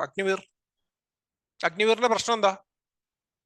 അവരെ പെട്ടെന്ന് എന്ത് ചെയ്യും, ഒരു 4-5 വർഷം കഴിയുമ്പോൾ അവരെ എന്ത് ചെയ്യുക, റിമൂവ് ചെയ്യുക. എംപ്ലോയി റിലേഷനിൽ അവിടെ എന്തുണ്ട്? പ്രശ്നമുണ്ട്. മോട്ടിവേഷൻ പോവും, മൊറയിൽ പോവും. നിങ്ങൾക്ക് എക്സ്പെക്ട് ചെയ്യാൻ പറ്റുന്ന ഒരു ക്വസ്റ്റ്യൻ എന്താണ്? അഗ്നിവീർ ആണ്. അഗ്നിവീർ ബേസ് ചെയ്തിട്ടായിരിക്കും ഈ ക്വസ്റ്റ്യൻ വരുന്നത്. In the light of Agniveer evaluate the employee relationship in the government of India. ഈ ഒരു പെർസ്പെക്റ്റീവിലായിരിക്കും ചിലപ്പോൾ ചോദിക്കുക. അവിടെ നമുക്ക് ഉപയോഗിക്കാം. അതുപോലെ തന്നെ അടുത്ത വരുന്നത് ഗ്രീവൻസ് റിഡ്രസൽ മെക്കാനിസം. ഈ എംപ്ലോയി റിലേഷന്റെ കൂടെ വരുന്നതാണ്. ബട്ട് സ്റ്റിൽ ഇത് നിങ്ങൾക്ക് ഗ്രീവൻസ് റിഡ്രസൽ മെക്കാനിസത്തിലെ പേഴ്സണൽ മാനേജ്മെന്റ് അല്ലെങ്കിൽ പേഴ്സണൽ ഗ്രീവൻസ് അല്ലെങ്കിൽ ഇപ്പോൾ department of administrative reforms and personal grievances ഇതിനെ വെച്ചിട്ടായിരിക്കും എന്ത് ചെയ്യുക, ഈ ഒരു ക്വസ്റ്റ്യൻ ചോദിക്കുക, അല്ലെങ്കിൽ ഇവരുടെ ആക്ടിവിറ്റീസിനെ ബേസ് ചെയ്തിട്ടാ. പക്ഷെ ഗ്രീവൻസ് റിഡ്രസൽ മെക്കാനിസം നിങ്ങൾ എടുക്കുമ്പോൾ ഇത് എന്ത് ചെയ്യണം, ഒരു ആസ് സച്ച് മെക്കാനിസം, മൊത്തത്തിലുള്ള ഒരു മെക്കാനിസം ആയിട്ട് എടുത്താൽ മതി. ചിലപ്പോൾ ക്വസ്റ്റ്യൻ എങ്ങനെ ആയിരിക്കും, ചാപ്റ്റർ 5 കണ്ടന്റും ചാപ്റ്റർ 9 കൂടെ ഒരുമിച്ചായിരിക്കും. കാരണം ഗ്രീവൻസ് റിഡ്രസൽ സിറ്റിസൺസ് ഗ്രീവൻസ് എവിടെ നടക്കുന്നത്? ചാപ്റ്റർ 5 നടക്കുന്നത്. ഇവിടെ എന്താ നടക്കുന്നത്? Personal grievance. ഇത് രണ്ടും എന്ത് ചെയ്യാം, ഒരുമിച്ച് നമുക്ക് കണക്ട് ചെയ്ത് എഴുതാം. ആൻഡ് എത്തിക്സ് ആൻഡ് കോണ്ടക്ട് ഇത് ചോദിക്കാറുണ്ടോ എന്ന് ചോദിച്ചു കഴിഞ്ഞാൽ ചോദിക്കാറുണ്ട്. ജനറലി ചോദിക്കുക പേപ്പർ 2 എത്തിക്സ്, അഡ്മിനിസ്ട്രേറ്റീവ് എത്തിക്സ് അല്ലെങ്കിൽ അഡ്മിനിസ്ട്രേറ്റീവ് കണ്ടന്റിനെ കുറിച്ചുള്ള ഐഡിയ, കോണ്ടക്റ്റിനെ കുറിച്ചുള്ള ക്വസ്റ്റ്യൻ. ഇവിടെ എന്ത് ചെയ്യുക, നിങ്ങൾ കണ്ടന്റ് റെഡിയാക്കി വെക്കുക. അത് പേപ്പർ 2 പേപ്പർ 1 എന്ത് ചെയ്യണം, നിങ്ങൾക്ക് അത് എഴുതാൻ പറ്റണം. ഇതാണ് നിങ്ങളുടെ കോർ സെക്ടേഴ്സ്. ഇനി ഈ കോർ സെക്ടേഴ്സിൽ നമുക്ക് എന്ത് ചെയ്യണം, എന്തൊക്കെയാണ് പഠിക്കേണ്ടതെന്നുള്ള ഐഡിയ ഉണ്ട്. അതും കൂടെ നമുക്ക് ഫോക്കസ് ചെയ്യാം. ഒരു മിനിറ്റ്.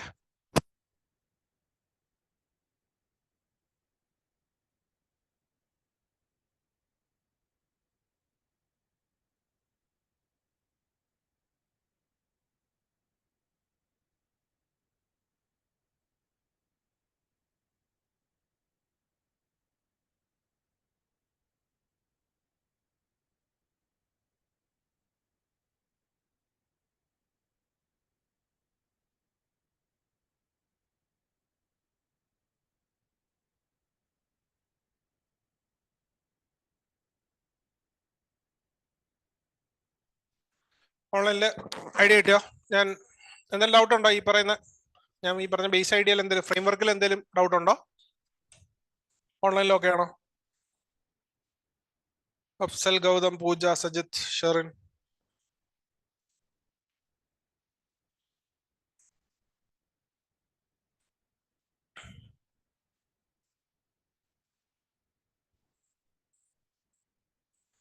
ഓക്കെ. ഇനി അടുത്ത ഐഡിയ നമുക്ക് ഫോക്കസ് ചെയ്യാം. That is content. അതായത് നമുക്ക് ഓരോ ചാപ്റ്ററിലും എന്തൊക്കെ പഠിക്കണം അല്ലെങ്കിൽ ഏതൊക്കെ സെക്ടേഴ്സിലാണ് നമ്മൾ ഫോക്കസ് ചെയ്യേണ്ടത് എന്നുള്ളത് ഉറപ്പായിട്ടും നോക്കിയിരിക്കണം. എന്നാൽ മാത്രമേ നമുക്ക് എന്ത് ചെയ്യാൻ പറ്റുള്ളൂ, ഔട്ട്പുട്ട് അല്ലെങ്കിൽ ആൻസർ എഴുതുമ്പോൾ ഈ കണ്ടന്റിനെ നമുക്ക് എഫക്റ്റീവായിട്ട് യൂട്ടിലൈസ് ചെയ്യാൻ പറ്റുള്ളൂ. അത് വളരെ ഇമ്പോർട്ടന്റ് ആണ്, ഉറപ്പായിട്ടും നോക്കുക. ഇപ്പൊ ഒന്നാമത്തെ ഐഡിയ ചാപ്റ്റർ 5 എടുക്കുകയാണെന്നുണ്ടെങ്കിൽ എവിടുന്നാണ് സ്റ്റാർട്ട് ചെയ്യുന്നത്? ചാപ്റ്റർ 5ന്റെ ഫസ്റ്റ് കണ്ടന്റ് എന്ന് പറയുന്നത് അക്കൗണ്ടബിലിറ്റി ആൻഡ് കൺട്രോൾ. അതിന്റെ ഡെഫിനിഷൻ ഇവിടെ എന്ത് പറഞ്ഞിട്ടുണ്ട്? അക്കൗണ്ടബിലിറ്റി ഡൂബ്രിക്ക് പറയുന്ന ഒരു ഡെഫിനിഷൻസ് ഉണ്ട്, അല്ലെ ഡയമെൻഷൻ ഉണ്ട്. എന്തൊക്കെയാണ്?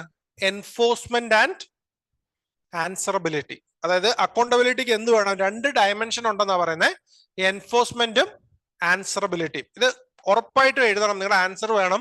കാരണം അക്കൗണ്ടബിലിറ്റി എന്ന് പറഞ്ഞാൽ ഇതാണ് അതാണെന്ന് പറഞ്ഞ് എഴുതിയാൽ മാത്രം പോരാ. നിങ്ങൾ ആൻസർ എഴുതുമ്പോൾ പ്രോപ്പറായിട്ട് എന്തുണ്ടായിരിക്കണം? നിങ്ങളുടെ കണ്ടന്റ് ക്ലിയർ ആയിട്ട് വേണം കൊടുക്കാൻ, അല്ലെങ്കിൽ തിയററ്റിക്കൽ കണ്ടന്റ് വേണം നിങ്ങൾക്ക് ക്ലിയർ ആയിട്ട് കൊടുക്കാൻ. ആ തിയററ്റിക്കൽ കണ്ടന്റ് എന്ന് പറയുന്നത് ഇവിടെ എൻഫോഴ്സ്മെന്റ് ആൻഡ് ആൻസറബിലിറ്റി. അതുപോലെ തന്നെ എന്തുണ്ട്?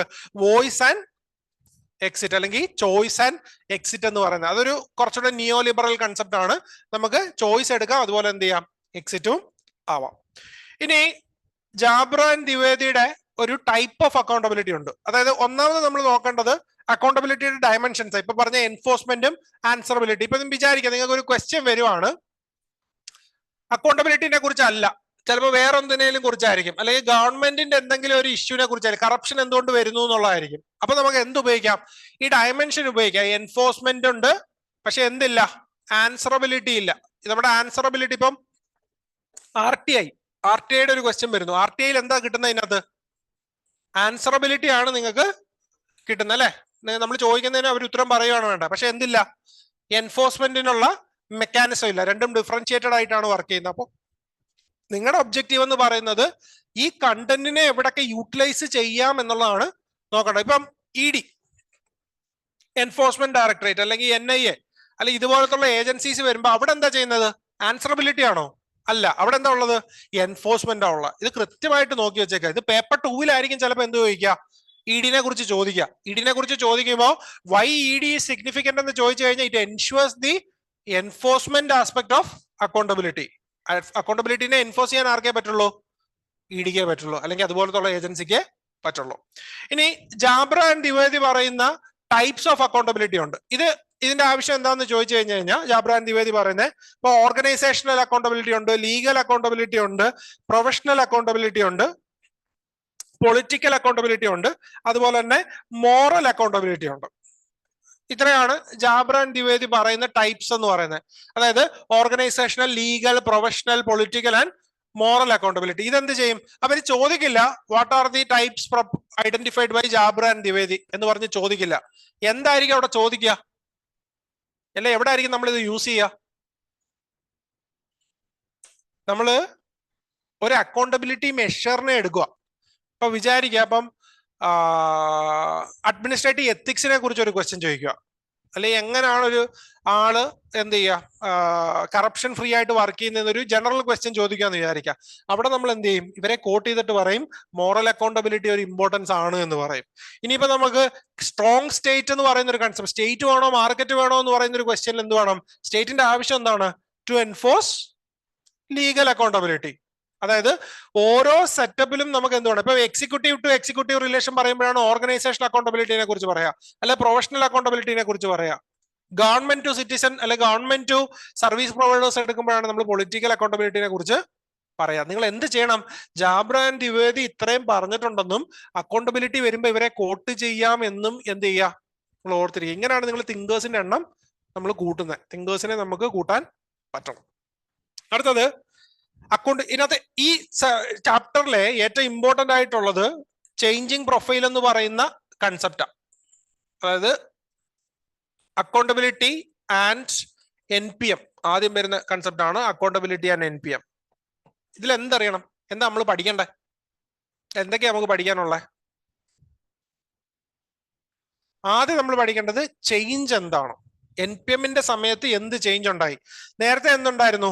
Equality, citizens right, impartiality, welfare, justice, democratic system. ഇതായിരുന്നു എവിടെ ഉണ്ടായിരുന്നത്? NPM-ന് മുമ്പേ ഉണ്ടായിരുന്നത്. ഇത് എങ്ങോട്ട് മാറി?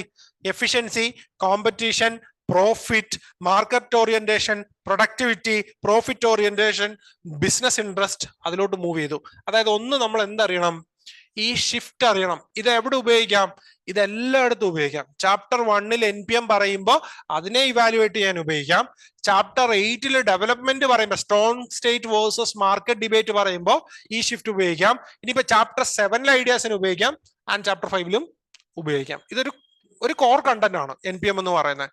NPM നമ്മൾ ചാപ്റ്റർ 1-ൽ എന്ത് പഠിച്ചിട്ടുണ്ട്? NPM ഉണ്ട്. NPM-ന്റെ ഫീച്ചേഴ്സ് ഇതാണ്. അതിന്റെ ഒരു അറേഞ്ച്മെന്റ് ആണ്. ഇനി രണ്ടാമത് ഈ ഷിഫ്റ്റ് പഠിച്ചു കഴിഞ്ഞു കഴിഞ്ഞാൽ അടുത്ത പറയേണ്ട ഒരു ഐഡിയ എന്ന് പറഞ്ഞു കഴിഞ്ഞാൽ, അല്ലെ ഇപ്പൊ ഷിഫ്റ്റിനകത്ത് തന്നെ എന്താ സിറ്റിസൺ കസ്റ്റമർ ആയിട്ട് മാറിയെന്ന് നമ്മൾ പറഞ്ഞു. ഇനി അടുത്ത വരുന്ന ഒരു കൺസെപ്റ്റ് എന്ന് പറയുന്നത് ഇതിന്റെ ക്രിറ്റിസിസം ആണ്. ഹക്കിന്റെ ക്രിറ്റിസിസം ഉണ്ട്. എന്താ ഹക്ക് പറഞ്ഞിട്ടുള്ളത്? NPM-ന്റെ സമയത്ത് നമുക്ക് എന്ത് ചെയ്യാൻ പറ്റത്തില്ല? അക്കൗണ്ടബിലിറ്റി എൻഷുർ ചെയ്യാൻ പറ്റില്ല. Accountability to what? Accountability to whom and how the accountability is ensured, standards, means and process of accountability. ഇല്ലേ? അത് പഠിച്ചു വെച്ചേക്കുക. ഇതെല്ലായിടത്തും വളരെ ഇമ്പോർട്ടന്റ് ആണ്. അത് എവിടെ ഉപയോഗിക്കാം? പബ്ലിക് സെക്ടർ അണ്ടർടേക്കിങ്സും PPPയും വരുമ്പോ അതിന്റെ ക്രിറ്റിസിസത്തിൽ നിങ്ങൾ എന്ത് ഉപയോഗിക്കും? ഈ ഐഡിയ ഉപയോഗിക്കും. ഇല്ലേ?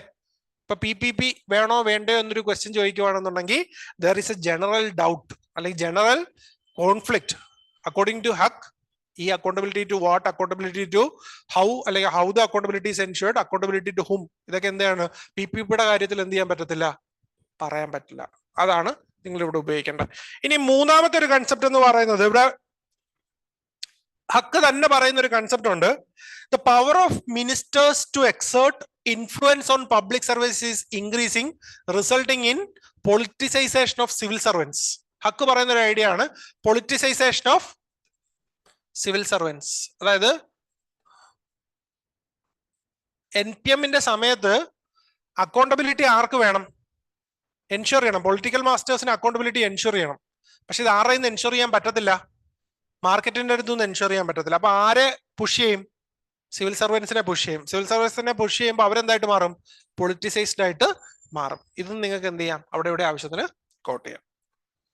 ഇനി NPM കഴിഞ്ഞു കഴിഞ്ഞാൽ അടുത്ത വരുന്ന ഒരു ഐഡിയ എന്ന് പറഞ്ഞു കഴിഞ്ഞാൽ, അടുത്തൊരു idea accountability and good governance. അതിന്റെ തൊട്ടടുത്ത് വരുന്ന സാധനമാണ് അക്കൗണ്ടബിലിറ്റി ആൻഡ് ഗുഡ് ഗവർണൻസ്. എന്താ ഇവിടെ വരുന്ന, ഇവിടെ ശരിക്കും നമ്മൾ എന്ത് പറയുന്നുണ്ട്, ഇതിന്റെ ഒരു കമ്പോണന്റിനെ കുറിച്ച് പറയുന്നുണ്ട്, ഒരു ഐഡിയസിനെ കുറിച്ച് പറയുന്നുണ്ട്. ദാറ്റ് ഈസ് ആർക്കൊക്കെയാണ് ഗുഡ് ഗവർണൻസിന്റെ സമയത്ത് വരുന്നത്. ഗുഡ് ഗവർണൻസ് എന്ന് പറഞ്ഞാൽ നമുക്ക് എന്തൊക്കെ കീവേഡ്സ് ഉണ്ട്, എന്തൊക്കെയുണ്ട് കീവേഡ്സ്, ഗുഡ് ഗവർണൻസിന്റെ കീവേഡ്സ് എന്തൊക്കെയാ? ഇൻസ്റ്റിറ്റ്യൂഷണൽ പ്ലൂറലിസം, നെറ്റ്വർക്ക്ഡ് അപ്രോച്ച് അല്ലെ നെറ്റ്വർക്ക്ഡ് ഗവർണൻസ്, ഇതെല്ലാം ഉണ്ട്. അപ്പൊ ഇവിടെ ആര് വരുന്നുണ്ട്, 3 മെമ്പേഴ്സ് ആണ് വരുന്നത്. Accountability to general public, accountability to political masters and accountability of service providers അല്ലെ. 3 കണ്ടീഷൻസ് ആണ്, അല്ലെ 3 പ്ലേയേഴ്സ് ആണ് ഇവിടെ വരുന്നത്.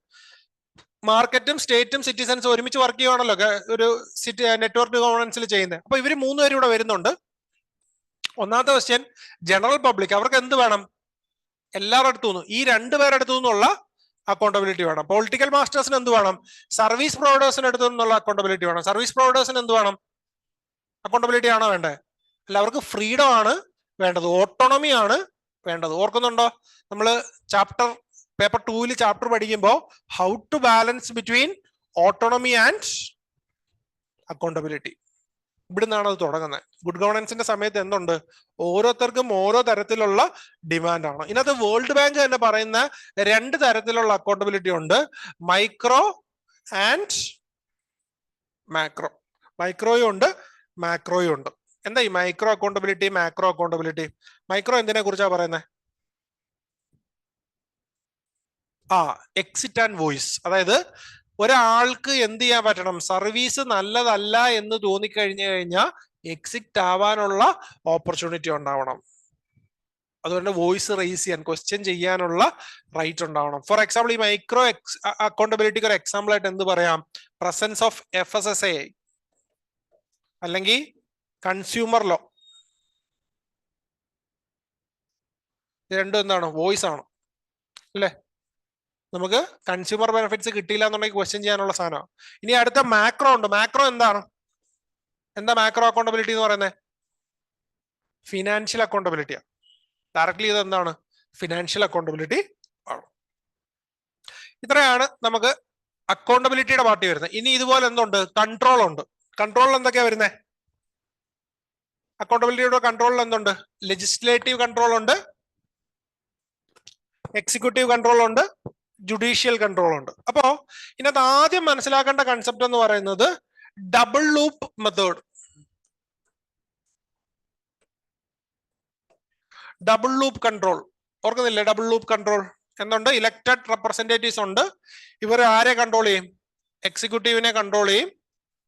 അതുപോലെ തന്നെ അവര് തിരിച്ച് ഉത്തരം പറയും. ഇവിടെ ആരുണ്ട്, സിറ്റിസൺസ് ഉണ്ട്. സിറ്റിസൺസ് ആരെ കൺട്രോൾ ചെയ്യും, ഇലക്ടഡ് റെപ്രസെന്റേറ്റീവ്സിനെ അവർ കൺട്രോൾ ചെയ്യും. അവരും അങ്ങോട്ടും ഇങ്ങോട്ടും എന്തുണ്ട്, ക്രോസ് റിലേഷൻ ഉണ്ട്. ഇതാണ് double loop system of democracy. Indian system is A double loop system of democracy എന്ന് പറഞ്ഞു കഴിഞ്ഞാൽ ഈ പടം വരച്ചിട്ടാണ് എഴുതേണ്ടത്. Control, Indian democratic control is based on double loop system എന്ന് പറയുകയാണെന്നുണ്ടെങ്കിൽ 2 ലൂപ്പാണ് പറയണ്ടേ. ഇവിടെ നമ്മൾ ഇലക്ടഡ് റെപ്രസെന്റേറ്റീവ്സ് എവിടുന്ന് വരും, ലോക്സഭ. ഇതിനെപ്പറ്റി evaluate the double loop control mechanism of India എന്ന് പറയുന്ന ഒരു ക്വസ്റ്റ്യൻ ചോദിക്കുമ്പോൾ നിങ്ങൾ എന്ത് ചെയ്യണ്ട, കൺഫ്യൂഷൻ ആവണ്ട. 2 പാർട്ടാണ്. ഒന്ന്, ലോക്സഭ വഴി എക്സിക്യൂട്ടീവിനെ കൺട്രോൾ ആവുന്നു. 2, ഇലക്ഷൻ വഴി എന്ത് ചെയ്യുന്നു, സിറ്റിസൺസ് ഇലക്ടഡ് റെപ്രസെന്റേറ്റീവ്സ് അല്ലെങ്കിൽ ഇൻഡയറക്റ്റ് ആയിട്ട് എക്സിക്യൂട്ടീവിനെ കൺട്രോൾ ചെയ്യുന്നു. ഇതും ഒരു പോസിബിൾ ക്വസ്റ്റ്യനാ. കാരണം എന്തേ കഴിഞ്ഞുള്ളൂ, ഒരു ലോക്സഭ ഇലക്ഷൻ വിത്ത് ഒരു ചേഞ്ച് ആറ്റിറ്റ്യൂഡ് അല്ലെങ്കിൽ ഒരു ചേഞ്ചിങ് ആറ്റിറ്റ്യൂഡ്. ഗവൺമെന്റ് എന്താ വിചാരിച്ചിരുന്നത്, 400 സീറ്റ് കിട്ടുമെന്നാണ് വിചാരിച്ചിരുന്നത്. പൊളിറ്റിക്കൽ പാർട്ടീസ് എല്ലാം പറഞ്ഞിരുന്നത്, അല്ലെങ്കിൽ സൊസൈറ്റിയിലെ എല്ലാ ആസ്പെക്റ്റിലും പറഞ്ഞിരുന്നത് ഒപ്പോസിഷൻ ഉണ്ടാവില്ല എന്നാണ്. പക്ഷെ ആളുകൾ എന്ത് ചെയ്തു, തിരിച്ചു ചിന്തിച്ചു. അവർക്ക് മെജോറിറ്റി കിട്ടിയില്ല എന്നുള്ളതല്ല, ഡെമോക്രസിയുടെ വാല്യൂ എന്ത് ചെയ്തു, അണ്ടർസ്റ്റാൻഡബിൾ ആയിരുന്നു. അതുകൊണ്ട് ഈ പോസിബിൾ ക്വസ്റ്റ്യനും നോക്കി വെച്ചേക്കാം, വളരെ ഇമ്പോർട്ടന്റ് ആണ്. ഇതിന് കണ്ടന്റും എക്സാമ്പിൾസും ഐഡിയാസും എല്ലാം എഴുതി വെക്കാം. ഇവിടെ നമുക്ക് എന്ത് കൊണ്ടുവരാം, സിറ്റിസൺസ് അവയർനെസ്. ഓർക്കുന്നുണ്ടോ, എടലു കർണാടക, നമ്മൾ കഴിഞ്ഞ കർണാടക ഇലക്ഷൻ വന്നപ്പോൾ പറഞ്ഞ ഐഡിയ, യോഗേന്ദ്ര യാദവിന്റെ എടലു കർണാടക. ഇതൊരു NGO അല്ലെങ്കിൽ ഒരു സിവിൽ സൊസൈറ്റി ആക്ഷൻ ആണ്, വേർ കർണാടകയുടെ എല്ലാ ഗ്രാസ് റൂട്ട് ലെവലിലുള്ള ഓർഗനൈസേഷൻസിനെയും കൂട്ടി അവരെന്ത് ചെയ്തു, പൊളിറ്റിക്കൽ അവയർനെസ് ക്രിയേറ്റ് ചെയ്തു. Done by Yogendra Yadav, which we will learn in the paper 2. Okay, ഇതൊക്കെ നിങ്ങൾക്ക് എക്സാമ്പിൾ ആയിട്ട് എഴുതിയിട്ട് ചെയ്യാവുന്നതേ ഉള്ളൂ. ഇനിയിപ്പം കൺകറന്റ് മെക്കാനിസംസും ഉണ്ട്, കൺട്രോളിൽ എന്തുണ്ട്, കൺകറന്റും ഉണ്ട്, പോസ്റ്റ് ഫാക്ടോ മെക്കാനിസംസും ഉണ്ട്. അതിന്റെ ഇവാലുവേഷൻ ഐഡിയാസ് എല്ലാം അറിയാമല്ലോ. എന്തെങ്കിലും ബുദ്ധിമുട്ടുണ്ടോ? ജുഡീഷ്യൽ കൺട്രോളും എക്സിക്യൂട്ടീവ് കൺട്രോളും ഓർക്കുന്നുണ്ടോ? ജുഡീഷ്യൽ കൺട്രോൾ, ജുഡീഷ്യറിക്ക് എന്തൊക്കെ ചെയ്യാം? ഓർഡിനറി ഉണ്ട്, എക്സെപ്ഷണൽ മെത്തേഡ്സ് ഉണ്ട്, റിറ്റ് പോലത്തുള്ള സാധനങ്ങളുണ്ട്, അതെല്ലാം വരുന്നുണ്ട്. പക്ഷെ എന്ത് ചെയ്യാറുണ്ട്, ജുഡീഷ്യൽ ആക്ടിവിസം. ഇത് ഇന്ത്യൻ പൊളിറ്റി ആണ് ജനറലി ജുഡീഷ്യൽ കൺട്രോൾ എന്ന് പറയുന്നത്. ആർട്ടിക്കിൾ 142 എഴുതി വെച്ചേക്കുക. അതെന്താണ് 142 എന്ന് പറയുന്നത്? കംപ്ലീറ്റ് ജസ്റ്റിസ്, അല്ലെങ്കിൽ ഇതിനെ എന്താ പറയുന്നത്, അഡ്മിനിസ്ട്രേറ്റീവ് ഡിഗ്രി. അഡ്മിനിസ്ട്രേറ്റീവ് ഡിഗ്രി നമ്മൾ പേര് ഉപയോഗിക്കുമ്പോൾ കംപ്ലീറ്റ് ജസ്റ്റിസ് എന്ന് പറയുന്നുണ്ടെന്നുണ്ടെങ്കിൽ നമ്മൾ എന്ത് ഉപയോഗിക്കണം, ആർട്ടിക്കിൾ 142 അഡ്മിനിസ്ട്രേറ്റീവ് ഡിഗ്രി എന്ന് പറയുന്ന ഐഡിയ തന്നെ ഉപയോഗിക്കണം. അടുത്തത് എക്സിക്യൂട്ടീവ് കൺട്രോൾ. എക്സിക്യൂട്ടീവ് കൺട്രോളിലും നമ്മൾ എന്ത് നോക്കിയാൽ മതി, ഈ പറയുന്ന സിസ്റ്റം എന്തൊക്കെയാണ് പറയുന്നത് എന്നുള്ളത് മാത്രം നോക്കിയിരുന്നാൽ മതി. അതിനകത്ത് മെൻ, മെറ്റീരിയൽ ആൻഡ് മെത്തേഡ് ആരാ പറഞ്ഞേ? മക്വീന്റെ മെൻ, മെറ്റീരിയൽ ആൻഡ് മെത്തേഡ്സ് ഉണ്ട്. ഇതിനെ ബേസ് ചെയ്ത് തന്നെ നിങ്ങൾക്ക് എഴുതാം. മെറ്റീരിയൽ കൺട്രോൾ കൊണ്ടുവരാം, മെന്നിൽ കൺട്രോൾ കൊണ്ടുവരാം, ആൻഡ് മെത്തേഡിൽ കൺട്രോൾ കൊണ്ടുവരാം, പ്രോസസ് കൺട്രോൾ കൊണ്ടുവരാം. ഓർത്തിരുന്നാൽ മതി, നിങ്ങൾക്ക് അത് ചെയ്യാൻ പറ്റും. അവിടെയും പ്രശ്നം എന്താ, law of counter control. Executive body തന്നെ എക്സിക്യൂട്ടീവ് ബോഡീനെ കൺട്രോൾ ചെയ്യുമ്പോൾ ആ കൺട്രോൾ എന്തല്ലായിരിക്കും, എഫിഷ്യന്റ് ആയിരിക്കില്ല. അവിടെ എന്തുണ്ട്, ഒരു കോൺഫ്ലിക്റ്റ് ഓഫ് ഇൻട്രസ്റ്റ് നമുക്ക് കാണാൻ പറ്റും. ഇനി അടുത്ത വരുന്നത് വളരെ ഇമ്പോർട്ടന്റ് ആയിട്ടുള്ള കൺസെപ്റ്റ് ആണ് സിറ്റിസൺ ആൻഡ് അഡ്മിനിസ്ട്രേഷൻ. ഇതാണ് നിങ്ങളുടെ ഏറ്റവും ഇമ്പോർട്ടന്റ് ആയിട്ടുള്ള ഇന്നത്തെ കൺസെപ്റ്റ്, സിറ്റിസൺ ആൻഡ് അഡ്മിനിസ്ട്രേഷൻ. ആദ്യം എന്താ പഠിക്കണ്ടേ, ടൈപ്സ് ഓഫ് റിലേഷൻ. സിറ്റിസന് ഗവൺമെന്റുമായിട്ട് എന്തൊക്കെ റിലേഷൻ ഉണ്ട്?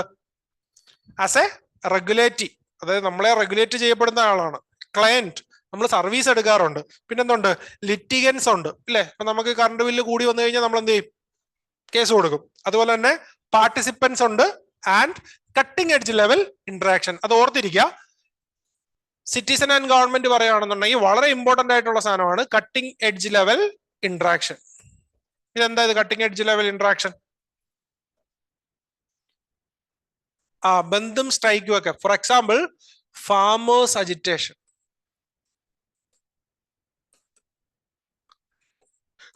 ഇതെവിടെ ഉപയോഗിക്കും? ഇപ്പൊ നിങ്ങൾക്ക് ഒരു ക്വസ്റ്റ്യൻ വരിക, പേപ്പർ 2 ഒരു ക്വസ്റ്റ്യൻ വരികയാണെന്ന് വിചാരിക്കുക. എന്താണ് ക്വസ്റ്റ്യൻ? സെഡീഷൻ വേണോ വേണ്ടയോ? BNS രാജ്യദ്രോഹം എന്ന് പറയുന്ന സാധനം എടുത്തു മാറ്റിയിട്ട് പുതിയൊരു സാധനം കൊണ്ടുവന്നു എന്ന് പറയാം, അല്ലെ? അതിന്റെ ഒരു ഐഡിയ പറയുന്നു എന്ന് വിചാരിക്കാം. അത് കൊണ്ടുവരുന്ന സമയത്ത് അതിനെപ്പറ്റി ഒരു ഇവാലുവേഷൻ UPSC ചോദിക്കുന്നു എന്നും വിചാരിക്കാം. അല്ലെങ്കിൽ ഇതുപോലത്തെ എന്തെങ്കിലും ഒരു സാധനം സിറ്റിസന്റെ സമയത്ത് കോൺഫ്ലിക്ട് ഉണ്ടാവാറുണ്ട്, അല്ലെങ്കിൽ ഇങ്ങനെ ചെയ്യേണ്ട കാര്യം ഉണ്ടോ എന്ന് ചോദിച്ചു കഴിഞ്ഞു കഴിഞ്ഞാൽ അവിടെ എന്ത് ഉപയോഗിക്കാം?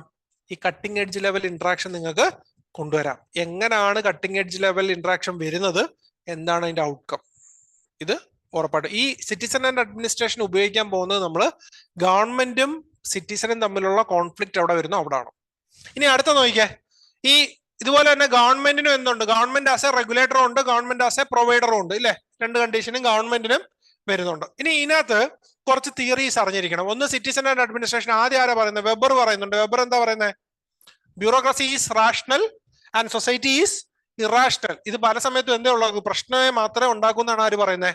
വെബർ പറയുന്നത്. ഒന്നാമത്തെ ഐഡിയ വെബറിന്റെ ആണ്. വെബർ ഒരു കോൺഫ്ലിക്റ്റീവ് ഐഡിയ, അല്ലെങ്കിൽ സിറ്റിസനും ബ്യൂറോക്രസിയും തമ്മിൽ അല്ലെ സിറ്റിസണും ഗവൺമെന്റും തമ്മിൽ ഒരു കോൺഫ്ലിക്റ്റ് ആണെന്നാണ് പറഞ്ഞത്. അതായത് ഇറാഷണൽ ആയിട്ടുള്ള സിസ്റ്റത്തിനെ റാഷണൽ ആക്കാൻ പറ്റുന്ന ബോഡിയാണ് എന്താ വിളിച്ചത്, ലീഗൽ റാഷണൽ അതോറിറ്റി എന്നാണ് ബ്യൂറോക്രസിനെ വിളിച്ചേക്കുന്നത്.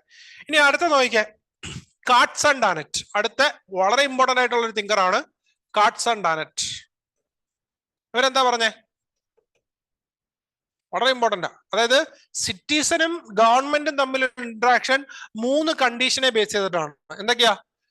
യൂണിവേഴ്സലിസം, യൂണിവേഴ്സൽ ആയിരിക്കണം, സ്പെസിഫിസിറ്റി ഉണ്ടായിരിക്കണം, ഇനി എന്ത് വേണം? അഫക്റ്റീവ് ന്യൂട്രാലിറ്റി ഉണ്ടായിരിക്കണം. 3 ഐഡിയ ആണ്: specificity, universalism and affective neutrality. ഇത് ഫീച്ചേഴ്സാ പറയുന്നത്. ഗവൺമെന്റ് ഒരു സിറ്റിസനുമായിട്ട് ഇന്ററാക്ട് ചെയ്യുമ്പോൾ സ്പെസിഫിസിറ്റി ഉണ്ടാവണം, ആ ആവശ്യത്തിനനുസരിച്ച് വേണം വർക്ക് ചെയ്യാൻ. യൂണിവേഴ്സലിസം, ഒരാൾക്ക് കിട്ടുവാണെങ്കിൽ എല്ലാവർക്കും കിട്ടണം. 3 എന്തായിരിക്കണം? ഇമോഷണൽ ന്യൂട്രാലിറ്റി അല്ലെങ്കിൽ അഫക്റ്റീവ് ന്യൂട്രാലിറ്റി ഉണ്ടാവണം. ഫേവറേറ്റിസം, നെപ്പോട്ടിസം പോലത്തുള്ള സാധനങ്ങളൊന്നും കൊണ്ടുവരാൻ പാടില്ല. ഇതെവിടെ ഉപയോഗിക്കാം? കറപ്ഷൻ എന്തുകൊണ്ട് സംഭവിക്കുന്നു എന്ന് ചോദിക്കുകയാണെന്നുണ്ടെങ്കിൽ ഈ ഫീച്ചേഴ്സിനെ വയലേറ്റ് ചെയ്യുന്നു എന്ന് പറഞ്ഞിട്ട് നമുക്ക് കോട്ട് ചെയ്യാം. അല്ലെങ്കിൽ ഒരു ഗവൺമെന്റ് ചോദിക്കുക, ഇപ്പം ഇത് നിങ്ങൾക്ക് ശരിക്കും ഈ ചാപ്റ്റർ 5 എത്തിക്സിൽ യൂസ് ചെയ്യാൻ പറ്റുന്ന നല്ല സാധനങ്ങളായിരുന്നു. കാട്സിനെ ഡാനറ്റിനെ എഴുതാതെ നിങ്ങൾക്ക് എന്ത് പറയാം? What are the factors that must be identified while giving a service to the citizen എന്ന് എത്തിക്സിൽ ക്വസ്റ്റ്യൻ ചോദിക്കുവാണെന്നുണ്ടെങ്കിൽ അതിന്റെ 3 ഫാക്ടേഴ്സ് ആയത് എന്തൊക്കെയാ? Specificity, universalism and affective neutrality. ഇത് 3 കീപ്പ് ചെയ്യുക. നിങ്ങളുടെ ആൻസേഴ്സിന് ഒരു ക്വാളിറ്റി ഒന്നില്ലേ? ഇതെന്ത് ചെയ്യുക? യൂസ് ചെയ്യാൻ ശ്രമിക്കുക. ഈ ചാപ്റ്റർ 5ഉം അതുപോലെ തന്നെ പേപ്പർ 2ന്റെ വാല്യൂസ് ഇൻ പബ്ലിക് അഡ്മിനിസ്ട്രേഷൻ അതും എന്ത് ചെയ്യുക? നല്ലപോലെ യൂട്ടിലൈസ് ചെയ്യാൻ ശ്രമിക്കാം. ഇനി അടുത്ത വരുന്നത്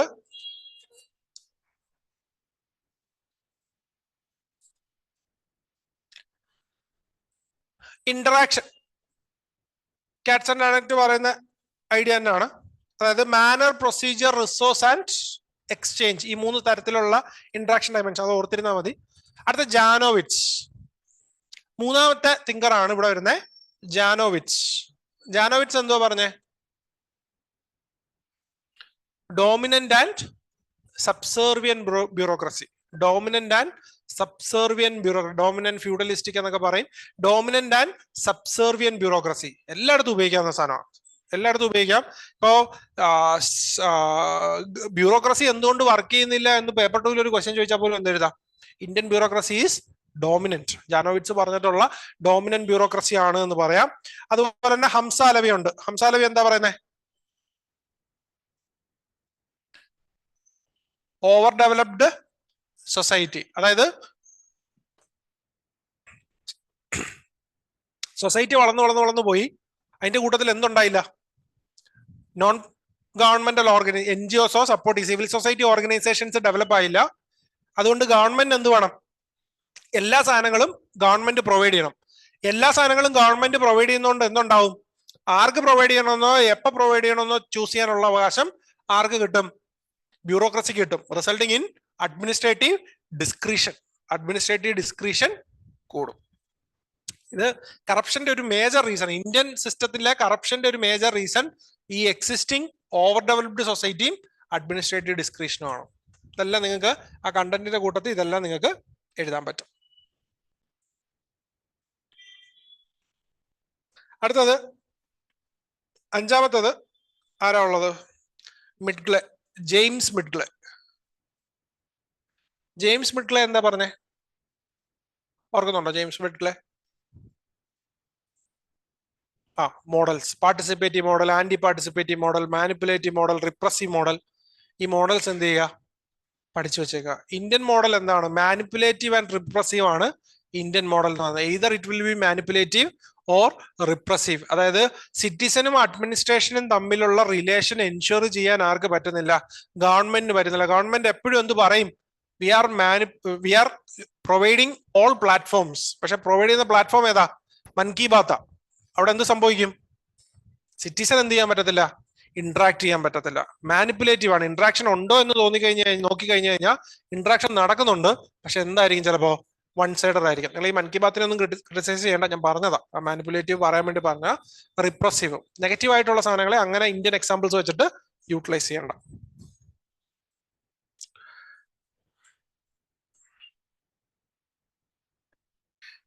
ഇനി ഇഷ്യൂസ് ഇൻ പാർട്ടിസിപ്പേഷൻ, എന്തൊക്കെയാ ഇഷ്യൂസ് വരുന്നത്? സോഷ്യൽ ക്യാപിറ്റൽ അപ്രോച്ച് ഓർക്കുന്നുണ്ടോ?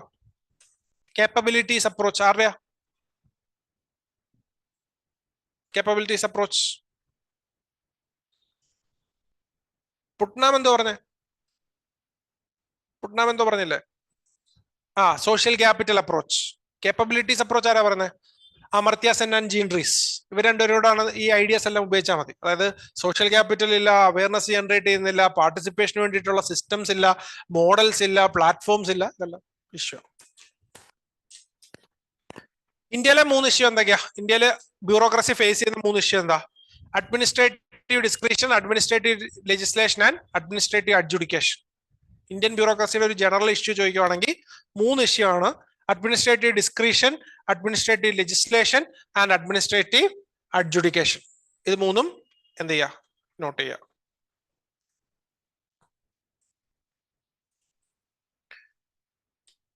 ഇനി അതിനകത്ത് ഇപ്പം നമ്മൾ ചാപ്റ്റർ 6 പഠിക്കും. ലോഡ് ഹവാട്ട് പറയുന്ന ഒരു ഐഡിയ ഉണ്ട്. എന്താ? അഡ്മിനിസ്ട്രേറ്റീവ് അഡ്ജുഡിക്കേഷനും അഡ്മിനിസ്ട്രേറ്റീവ് ലെജിസ്ലേഷനും എക്സിക്യൂട്ടീവിന് കിട്ടുന്നത് കൊണ്ട് എന്ത് സംഭവിക്കും? ന്യൂ ഡെസ്പോട്ടിസം സ്റ്റാർട്ട് ചെയ്യും. അതുപോലെ തന്നെ സിറ്റിസൺസ് പാർട്ടിസിപ്പേഷന് വേണ്ടിയിട്ട് ഗവൺമെന്റ് ഒരു പോളിസി കൊണ്ടുവന്നിട്ടുണ്ട് ലീഗൽ ടേംസിൽ. എന്താ അത്?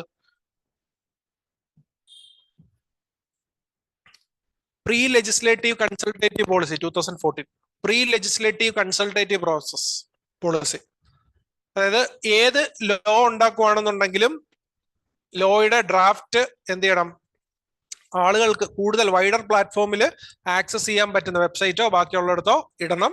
അതിനകത്ത് വരുന്ന ഇതനുസരിച്ച് എന്ത് ചെയ്യണം? ലോയിനെ അമെൻഡ് ചെയ്യണം. ഏതെങ്കിലും പർട്ടിക്കുലർ ഗ്രൂപ്പിനെ അഫക്റ്റ് ചെയ്യുന്നുണ്ടെന്നുണ്ടെങ്കിൽ അവരുടെ റെപ്രസെന്റേഷൻ എൻഷുർ ചെയ്യാൻ പറ്റണം. 2014 പ്രീ ലെജിസ്ലേറ്റീവ് കൺസൾട്ടേറ്റീവ് പോളിസി. അടുത്തത് മീഡിയ. മീഡിയ എന്തൊക്കെയാ നമ്മൾ പഠിക്കേണ്ടത്? മീഡിയയുടെ റോൾ എന്തൊക്കെയാന്ന് പഠിക്കും. ഇവിടെ പ്രത്യേകിച്ചൊന്നുമില്ല. അവിടെ കുറച്ച് എക്സാമ്പിൾസ്, ഇപ്പം നീരാറാഡിയ പോലത്തുള്ള കേസുകൾ പറയാം, അല്ലെങ്കിൽ ഇപ്പം തെഹൽക്ക പോലത്തുള്ള കേസ് സ്റ്റഡീസ് പറയാം. കേസ് സ്റ്റഡീസ് ആണ് ഈ മീഡിയയുടെ എത്തിക്സിനകത്ത് വരുന്നത്. മീഡിയക്ക് എത്തിക്സ് കൊടുക്കാൻ എന്തില്ല, മീഡിയ തന്നെ റെഗുലേറ്റ് ചെയ്യാൻ പറ്റുള്ളൂ. അവിടെ പറയേണ്ട കാര്യം നിങ്ങൾ ശ്രദ്ധിക്കേണ്ടത്, നിങ്ങൾ എന്ത് പറയാൻ പാടില്ല? നിങ്ങൾ എന്ത് പറയാൻ പാടില്ല? റെഗുലേറ്റ് ചെയ്യണമെന്ന്, മീഡിയ റെഗുലേറ്റ് ചെയ്യണം എന്ന് പറയരുത്. സെൽഫ് റെഗുലേഷൻ മാത്രമാണ് ഇവിടുത്തെ സൊല്യൂഷൻ, ഈ പറയുന്ന സിസ്റ്റത്തിന്റെ സൊല്യൂഷൻ. അത് മാത്രം ശ്രദ്ധിച്ചാൽ മതി. അവിടെ മീഡിയക്ക് എന്തൊക്കെ റോളുണ്ട്? മീഡിയക്ക് എല്ലാ റോളും ഉണ്ട്. What is the role of media in administration എന്ന് ചോദിച്ചു കഴിഞ്ഞാൽ, ഫ്രം പോളിസി മേക്കിംഗ്, നമ്മൾ ചാപ്റ്റർ 10 പഠിക്കുമ്പോൾ ആ പോളിസി മേക്കിംഗ് സൈക്കിൾ പഠിക്കും. പോളിസി അനാലിസിസ്, അജണ്ട സെറ്റിംഗ്, ഇത് എല്ലായിടത്തും എന്തുണ്ട്? മീഡിയക്ക് റോളുണ്ട്. ഇത് തന്നെ ആയിരിക്കും അവിടെ ചോദിക്കുക. പേപ്പർ 2 GS2 ചോദിക്കുക, GS പേപ്പർ 2 ചോദിക്കുക. അവിടെ എന്തുണ്ട്? റോൾ ഓഫ് മീഡിയ എന്ന് പറയുന്ന സാധനമുണ്ട്. അവിടെ നിങ്ങൾ എന്ത് ഉപയോഗിച്ചാൽ മതി? ഈ പബ്ലിക് പോളിസി ഉപയോഗിച്ചിട്ട് അജണ്ട സെറ്റ് ചെയ്യാൻ എങ്ങനെ വർക്ക് ചെയ്യും, പോളിസി ഇവാലുവേഷൻ എങ്ങനെ വർക്ക് ചെയ്യും, പോളിസി അഡ്വക്കസിയിൽ എങ്ങനെ വർക്ക് ചെയ്യും, ലോബിയിങ്ങിൽ എങ്ങനെ, ഐഡിയ നിങ്ങൾ കൊണ്ടുവന്നാൽ മതി. ഇവിടെ ചോദിക്കുകയാണെന്നുണ്ടെങ്കിലും കേസ് സ്റ്റഡി വെച്ചിട്ട് എഴുതാൻ ശ്രമിക്കാം. അടുത്തത് ഇൻട്രസ്റ്റ് ഗ്രൂപ്പ്സ്. അതും അറിയാമല്ലോ. ഇൻട്രസ്റ്റ് ഗ്രൂപ്പ്സിൽ എന്ത് ചെയ്യുക? അവരുടെ റോൾ എന്തൊക്കെയാണ്? എഗെയിൻ മീഡിയ പോലെ തന്നെയാണ്. ഓരോ സെഗ്മെന്റിലും എന്താണ് റോൾ എന്നുള്ളത് ആലോചിക്കുക. അഡ്വക്കസി ആണോ, കേസ് എടുക്കുവാണോ, അല്ലെങ്കിൽ ഐഡിയാസ് കൊടുക്കുവാണോ, ഇവാലുവേഷൻ ആണോ? ഇപ്പം എക്സാമ്പിൾ പറയുകയാണെങ്കിൽ ഇൻട്രസ്റ്റ് ഗ്രൂപ്പിന്റെ കൂട്ടത്തിൽ NGO വരുമ്പോൾ ആര് വരും? പ്രഥം ഉണ്ട്, അക്ഷയപാത്ര ഉണ്ട്, ബച്പൻ ബച്ചാവോ ആന്തോളനം ഉണ്ട്. ഇതെല്ലാം എന്തതിന്റെ എക്സാമ്പിളാ? ഈ പറയുന്ന ഇൻട്രസ്റ്റ് ഗ്രൂപ്പ് NGOസിന്റെ ഒക്കെ എക്സാമ്പിൾ. എക്സാമ്പിൾസ് വെച്ചിട്ട് സബ്സ്റ്റാൻഷിയേറ്റ് ചെയ്യാതാ മതി. ഇവിടെ നിങ്ങൾ അറിഞ്ഞിരിക്കേണ്ട ഐഡിയ എന്ന് പറഞ്ഞു കഴിഞ്ഞാൽ, ഇപ്പം ഇതിന്റെ കൂട്ടത്തിൽ വരുന്നതില് ഈ സിവിൽ സൊസൈറ്റി സ്പെസിഫിക്കലി എടുക്കുമ്പോൾ ചില ഇഷ്യൂസും ചില കൺസിഡറേഷൻസും ഉണ്ട്. ഹെഗേൽ എന്തുവാ പറയുന്നത് ഇതിനെ പറ്റി? സിവിൽ സൊസൈറ്റി ഓർഗനൈസേഷൻസിനെ പറ്റി ഹെഗേൽ പറയുന്നത് ഒരു കോൺഫ്ലിക്റ്റിംഗ് നേച്ചറിനെ കുറിച്ചാണ്. ഹെഗേൽ പറയുന്നത് സൊസൈറ്റി എന്ന് പറയുന്നത് എന്തല്ല, സ്റ്റേറ്റുമായിട്ട് ചേർന്ന് പോകുന്ന ഒരു സാധനമല്ല, ഒരു ഡൈക്കോട്ടമസ് വ്യൂ ആണ് ഹെഗേൽ. കംപ്ലീറ്റ്ലി ഡൈക്കോട്ടമസ് വ്യൂ ആ പറയുന്നത്. സൊസൈറ്റിയുടെയും സ്റ്റേറ്റിന്റെയും ഐഡിയ കംപ്ലീറ്റ്ലി ഡിഫറെന്റ് ആണ്. മാർക്സും എന്താ പറയുന്നത്? ഒരു നെഗറ്റീവ് കണക്ടേഷൻ. അതായത് സിവിൽ സൊസൈറ്റി അത്ര നല്ലതല്ല, സ്റ്റേറ്റ് ചെയ്യേണ്ട റോള് സ്റ്റേറ്റ് തന്നെ. കാരണം ഇവർ രണ്ടുപേരും എന്താ, കമ്മ്യൂണിസ്റ്റിക് തിങ്കേഴ്സ് ആണ്. പക്ഷെ നിയോ മാർക്സിസ്റ്റ് വന്നപ്പോൾ അവരെന്ത് ചെയ്തു? ഇവരൊരു കോംപ്ലിമെന്ററി അപ്രോച്ചിനെ കുറിച്ചാണ് പറയുന്നത്. നിയോ ലിബറൽ സിസ്റ്റംസ് എല്ലാം എന്താ പറയുന്നത്? നെറ്റ്വർക്ക് ഗവേണൻസിനെ കുറിച്ചാണ് പറയുന്നത്. ഇൻട്രസ്റ്റ് ഗ്രൂപ്പിൽ തന്നെ ആലോചിക്കുക. ഇനി ഒരു മോഡേൺ സിസ്റ്റം എടുക്കുകയാണെന്നുണ്ടെങ്കിൽ നമ്മൾ ഫോളോ ചെയ്യുന്നത് പുട്ട്നാമിന്റെ സോഷ്യൽ ക്യാപിറ്റൽ അപ്രോച്ചും അല്ലെങ്കിൽ നെറ്റ്വർക്ക്ഡ് അപ്രോച്ചും. ഇപ്പൊ നമ്മൾ ഉപയോഗിക്കുന്നത് സിവിൽ സൊസൈറ്റിയിൽ നെറ്റ്വർക്ക്ഡ് അപ്രോച്ചും സോഷ്യൽ ക്യാപിറ്റൽ, പുട്ട്നാമിന്റെ സോഷ്യൽ ക്യാപിറ്റൽ അപ്രോച്ചുമാണ്.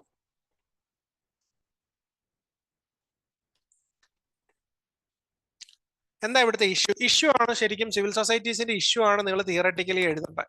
എന്താ ഇവിടുത്തെ ഇഷ്യൂ? ആദ്യത്തെ ഇഷ്യൂ എന്താ ഇവിടുത്തെ issue? Conceptual limitation. Positive civil society ഉണ്ട്, നെഗറ്റീവ് സിവിൽ സൊസൈറ്റി ഉണ്ട്. അതായത് സിവിൽ സൊസൈറ്റി ഉണ്ട്, കൗണ്ടർ സിവിൽ സൊസൈറ്റി ഓർഗനൈസേഷൻ ഉണ്ട്. സിവിൽ സൊസൈറ്റിയുടെ ഡെഫിനിഷൻ എന്താണ്? Everything other than market, state and counter civil society organisation such as terrorism, organised crime, ഇങ്ങനെയുള്ള സാധനം. പക്ഷെ എന്താ പ്രശ്നം? ഏതാണ് ഇത് എന്ന് നമുക്ക് ഐഡന്റിഫൈ ചെയ്യാൻ പറ്റില്ല. ഫോർ എക്സാമ്പിൾ, ഇപ്പോ സക്കീർ നായിക്കിന്റെ ഒരു ഓർഗനൈസേഷൻ ഉണ്ടായിരുന്നല്ലോ, ഓർക്കുന്നുണ്ടോ? Islamic IRF, Islamic research foundation ആണെന്ന് തോന്നുന്നു. അതൊരു NGO ആണെന്നാ പറഞ്ഞിരുന്നത്. Till an IB report came and mentioned that they are conducting the illegal activities.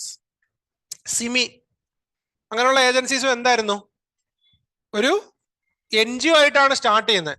ഇവരെ എന്ത് ചെയ്യാൻ പറ്റത്തില്ല? ഒരു നെഗറ്റീവ് സാധനമായിട്ട് ഐഡന്റിഫൈ ചെയ്യാൻ പറ്റില്ല. ഒരു ഇഷ്യൂ ഉണ്ടാക്കുന്ന പറയാം. എല്ലാ ഓർഗനൈസേഷനും ഇതൊരു പ്രശ്നമുണ്ട്. അതാണ് ഒന്നാമത്തെ പ്രശ്നം, കൺസെപ്ച്വൽ ലിമിറ്റേഷൻ. രണ്ടാമത്തെ പ്രശ്നം എന്ന് പറഞ്ഞു കഴിഞ്ഞാൽ it is A tool for neo imperialism. അതായത് ഇമ്പീരിയലിസ്റ്റിക് ഐഡിയാസിനെ ഇന്ത്യയിൽ കൊണ്ടുവരുന്ന ഏജൻസിയാണെന്ത്? ഈ പറയുന്ന NGOs എന്ന് പറയുന്നത്. ഫോർ എക്സാമ്പിൾ, ഇപ്പോ IB report, green peas international and IB report, അത് പറയാം. ഇപ്പം എന്തിനാ ഇത് പറയാം? കൂടംകുളം ഇഷ്യൂവിനെതിരെ അല്ലെങ്കിൽ കൂടംകുളം ന്യൂക്ലിയർ പവർ പ്ലാന്റിനെതിരെ വെസ്റ്റേൺ കൺട്രീസിന്റെ പൈസ മേടിച്ചിട്ട് ഗ്രീൻ പീസ് എന്ത് ചെയ്തിട്ടുണ്ട്? ഇവിടെ ആക്ട് ചെയ്തിട്ടുണ്ടെന്നാണ് IB റിപ്പോർട്ട് സജസ്റ്റ് ചെയ്യുന്നത്. ഇമ്പീരിയലിസം. അതുപോലെ തന്നെ വിക്ടിം ഓഫ് ഇനീക്വാലിറ്റീസ്, ഇത് ഏറ്റവും വലിയൊരു ക്രിറ്റിസിസം ആണ് സിവിൽ സൊസൈറ്റിയുടെ. സിവിൽ സൊസൈറ്റി പാർട്ടിസിപ്പേഷൻ എന്ന് പറയുന്നത് ആർക്കാണ്? റെസിഡൻസ് അസോസിയേഷൻ നമുക്ക് എവിടെ കാണാൻ പറ്റുന്നത്? ഒരു സ്ലമ്മിൽ കാണുമോ? സ്ലം ഏരിയ റെസിഡൻസ് അസോസിയേഷൻ ഇല്ല. ഇതെവിടെ ഉള്ളത്? കുറച്ചും കൂടെ റിലേറ്റീവ്ലി റിച്ചർ ആയിട്ടുള്ള ആൾക്കാർക്ക് ഇടയിലാണ്. അതായത് എക്കണോമിക് ഇനീക്വാലിറ്റി വളരെയധികം പ്രപ്പോണ്ട് ചെയ്യുന്ന ഒരു സിസ്റ്റമാണ് ഈ സിവിൽ സൊസൈറ്റി എന്ന് പറയുന്നത്. Civil societies are A platform for richer ആയിട്ടുള്ള ആൾക്കാർക്കാണ് ഇത് വരുന്നത്. പിന്നെ ഈ ഫ്രോഡ്, ഇങ്ങനെയുള്ള ഇഷ്യൂസ് എല്ലാം അതിനകത്ത് വരുന്നുണ്ട്. ഇതിന്റെ കൂട്ടത്തിൽ ഇനി അടുത്ത് നോക്കേണ്ട ഒരു സാധനമാണ് സിറ്റിസൺ ചാർട്ടർ. ഇത് പഠിച്ചു നോക്കുക. 1997 ചീഫ് മിനിസ്റ്റേഴ്സ് കൺവെൻഷൻ അല്ലെങ്കിൽ ചീഫ് മിനിസ്റ്റർ കോൺഫറൻസിലാണ് കൊണ്ടുവരുന്നത്. Mission, value, quality, grievance redressal, ഇതെല്ലാം ഇതിനകത്തുണ്ട്. അതിന്റെ ബെനിഫിറ്റ്സ് എന്തൊക്കെയാണ്, അതിന്റെ ഇഷ്യൂസ് എന്തൊക്കെയാണ്, എങ്ങനെ ചെയ്യണം. ഇവിടെ എന്താ കിട്ടുന്നത്? അക്കൗണ്ടബിലിറ്റിയുടെ എന്ത് സാധനമാണ് ഇവിടെ കിട്ടുന്നത്?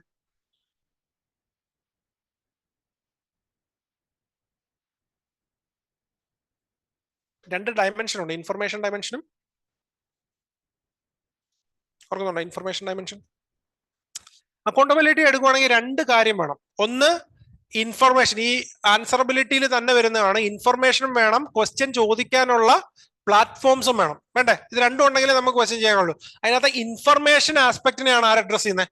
സിറ്റിസൺ. അതായത് ഇൻഫർമേഷൻ നമുക്ക് ഉണ്ടെങ്കിൽ നമുക്ക് എന്ത് ചെയ്യാം? ക്വസ്റ്റ്യൻ ചെയ്യാം. ഇതാണ് അവിടെ അഡ്രസ് ചെയ്യുന്നത്. ഇനി ഈ സിറ്റിസൺ ചാർട്ടറിന്റെ കൂട്ടത്തിൽ തന്നെ, അല്ലെങ്കിൽ സിറ്റിസൺ ചാർട്ടറിന്റെ പോലെ തന്നെ ഒരു ചാർട്ടർ ഉണ്ട്. ഏതാണ്? പ്രിക്കാരിയേറ്റ് ചാർട്ടർ. എന്താ ഈ പ്രിക്കാരിയേറ്റ് ചാർട്ടർ? ഈ പ്രാവശ്യം നിങ്ങൾക്ക് എക്സ്പെക്ട് ചെയ്യാവുന്ന ഒരു ക്വസ്റ്റ്യൻ ആണ് പ്രിക്കാരിയേറ്റ് ചാർട്ടർ. ഒരുപാട് ഇഷ്യൂസ് വരുന്നുണ്ട്. ഒരുവട്ടം ചോദിച്ചിട്ടുണ്ട്. ഗൈസ്റ്റാൻഡിങ്ങിന്റെ ഒരു റിസർച്ച് ആണ്, പ്രൊഫസർ ഗൈസ്റ്റാൻഡിങ്ങിന്റെ. എന്താ പ്രിക്കാരിയേറ്റ് ചാർട്ടർ എന്ന് പറഞ്ഞാൽ? പ്രിക്കാരിയേറ്റ് അല്ലെ പ്രിക്കാരിറ്റി. പ്രിക്കാരിയേറ്റ് ചാർട്ടർ കേട്ടിട്ടുണ്ടോ? പ്രിക്കാരിയേറ്റ് UPSC ചോദിച്ചിട്ടുണ്ട്. പ്രിക്കാരിയേറ്റ് ചാർട്ടർ എന്താണെന്ന്, അതിന്റെ ആവശ്യം എന്താ? പ്രൊഫസർ ഗൈസ്റ്റാൻഡിങ്. എന്താ പ്രിക്കാരിയേറ്റ് ചാർട്ടർ എന്ന് പറഞ്ഞു കഴിഞ്ഞാൽ? അതായത് പ്രിക്കാരിറ്റി, അതായത് ഗൈസ്റ്റാൻഡിങ് സൊസൈറ്റിനെ എക്കണോമിക് ക്ലാസ് ബേസ്ഡ് ഡിവൈഡ് ചെയ്തിട്ട് ഏറ്റവും അടി വരുന്ന ആളാണ്. ഏറ്റവും മോളി എലീറ്റ് ആയിട്ടുള്ള ആൾക്കാരുണ്ട്, ഏറ്റവും അടി വരുന്ന ആൾക്കാരാണ് ഈ പ്രിക്കാരിയേറ്റ് എന്ന് പറയുന്നത്. അവർക്ക് വേണ്ടിയിട്ടുള്ള ചാർട്ടറാണ് ഈ പ്രിക്കാരിയേറ്റ് ചാർട്ടർ എന്ന് പറയുന്നത്. പ്രിക്കാരിറ്റി എന്ന് പറഞ്ഞു കഴിഞ്ഞാൽ ഇവർക്ക് എന്തുണ്ട്? ചിലപ്പോൾ ജോലി ഉണ്ടാവാം, പക്ഷെ എന്തുണ്ടാവില്ല? സ്റ്റെബിലിറ്റി ഉണ്ടാവില്ല. അവർക്ക് ഫങ്ഷനിങ് സപ്പോർട്ട് ഉണ്ടാവില്ല, സോഷ്യൽ സെക്യൂരിറ്റി ഉണ്ടാവില്ല. എക്സാമ്പിൾ എന്താ? എക്സാമ്പിൾ എന്ത് എക്കണോമിയാ? Gig economy. Swiggy, Zomato, disguised unemployment കാണാം, അല്ലെങ്കിൽ മാർജിനൽ അൺഎംപ്ലോയ്മെന്റ് കാണാം, അല്ലെങ്കിൽ സീസണൽ അൺഎംപ്ലോയ്മെന്റ് കാണാം. ഇവർക്ക് എന്തില്ല? യാതൊരു വിധത്തിലുള്ള സെക്യൂരിറ്റിയും ഉണ്ടാവില്ല. ഇവർക്ക് ജോലി ഉള്ളത് കൊണ്ട് ഗവൺമെന്റിന്റെ സപ്പോർട്ടും കിട്ടില്ല. എന്നാൽ ഈ ജോലി വൃത്തിയായിട്ടില്ലാത്തത് കൊണ്ട് അവർക്കൊരു പ്രോപ്പർ സോഷ്യൽ സെക്യൂരിറ്റിയും കിട്ടുന്നില്ല, റിസൾട്ടിങ് ഇൻ നെഗറ്റീവ് ഔട്ട്കംസ്. അതിന്റെ സൊല്യൂഷൻ ആയിട്ടാണ് എന്ത് കൊണ്ടുവരുന്നത്?